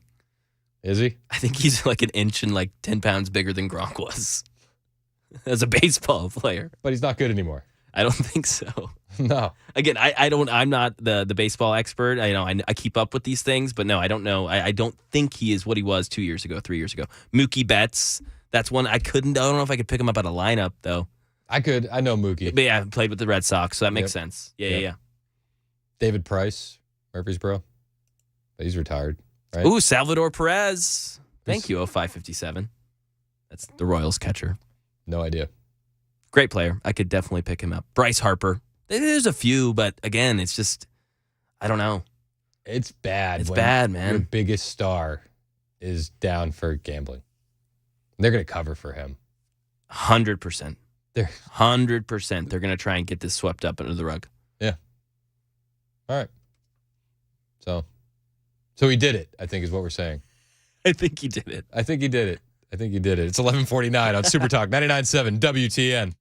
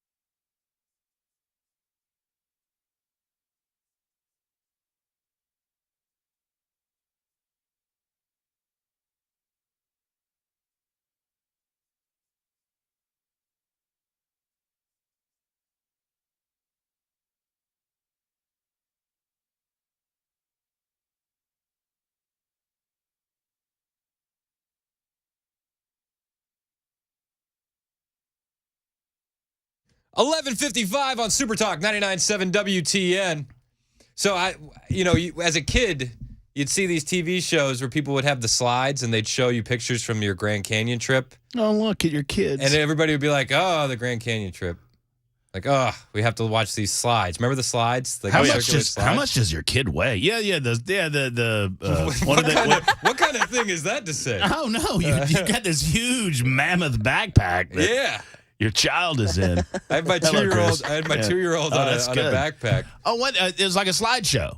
Yeah. You guys want to see our vacation slides and just set them up? And so I never understood that. Dated reference lost on younger listeners. Until I actually saw the Grand Canyon and Sedona and all that. I'm like, it is hard to take it all in and fathom it. Like when you're looking at the Grand Canyon, it feels fake. That's that big? It's that big. And it's like so far out that it's like, this might be a simulation. Slideshow worthy. These might be birds. Yep. Well, maybe birds. Speaking of fake, and I'm not saying what a transition. Yeah, I'm not saying this might be birds. Speaking of fake, I think this entire I heard that there was a side trip to Baltimore before you got back. That's all I'm saying. Wow. That's what I'm saying. I'm not saying. I'm just saying. If you know, you know. You were not here. Crap got ran into. Then suddenly you're back here? I mean, come on, guy. Crazy. What's the deal? Let's fuel up the Canadian intelligence agencies. Are we getting to a point where we're jumping the shark, though? I mean, I understand why everyone's suspicious. I get it. It just seems too perfect. Now, there was a guy... Too perfect? What do you mean? Ethical Skeptic made a point, like the wind, the full moon, the tide, that it could have happened. You talking about that it appears that he turned? Yeah, that right. There are chances if there was a power failure that could have just happened naturally. It's not like it's unprecedented, though. I mean, it happened 20 years ago in Arkansas on I-40. Dude had a cardiac event, runs right into the bridge falls, 11 people die. I think it was just the power outage aspect of it. That's weird. Is weirding people out. Well, regardless of what it is, I hate it that we live in a world where we can't trust our government. But don't you understand that this is what they chose for us? Do you know what I mean? Like they have set themselves up so many different times to tell us, "Oh, that laptop is Russian disinfo." It's like I don't believe anything you say. And even like the language that they chose, the FBI's ruled out that it wasn't terrorism. Like, okay. Right. That's a very specific thing to say. Right. They didn't say the FBI has concluded that this was just an accident. Right. Because terrorism would... I mean, I don't trust anything the FBI says. Amen. And therein lies the problem. Yeah. Is that very likely I will conclude at some point that it was an accident. Okay? Yeah. But sadly, until I do my own research, until we dig deep and we get all the information, I don't trust anything coming out of these people's mouths because they lie to us. Yeah. They've lied to us in the past, and it's a sad state of affairs. And if anyone wonders, you never Trumpers or anti-Trump people out there, if you wonder why we have such belief in the guy, this is why. Because we believe that he can restore some of that trust. Hopefully. Did you have a good trip? I had the best trip. I bet, man. It was awesome. The kids loved it, didn't they? Oh, we were hiking every day. Every day. Bet. And nobody complained. It was a miracle. Nobody said, "Are we done yet? Are we there?" You sure? I swear. You didn't complain? I complained a little bit. But the kids were excellent. Oh, no, I bet they were. I bet. It was good to have you back, man. What do you got coming up on the show today? Oh, no, we got a little aftermath with our conversation with Todd Warner yesterday. We'll have a bit of a conversation about Israel and where America stands with regard to Israel and a lot more stuff in your telephone calls. All the things on Super Talk.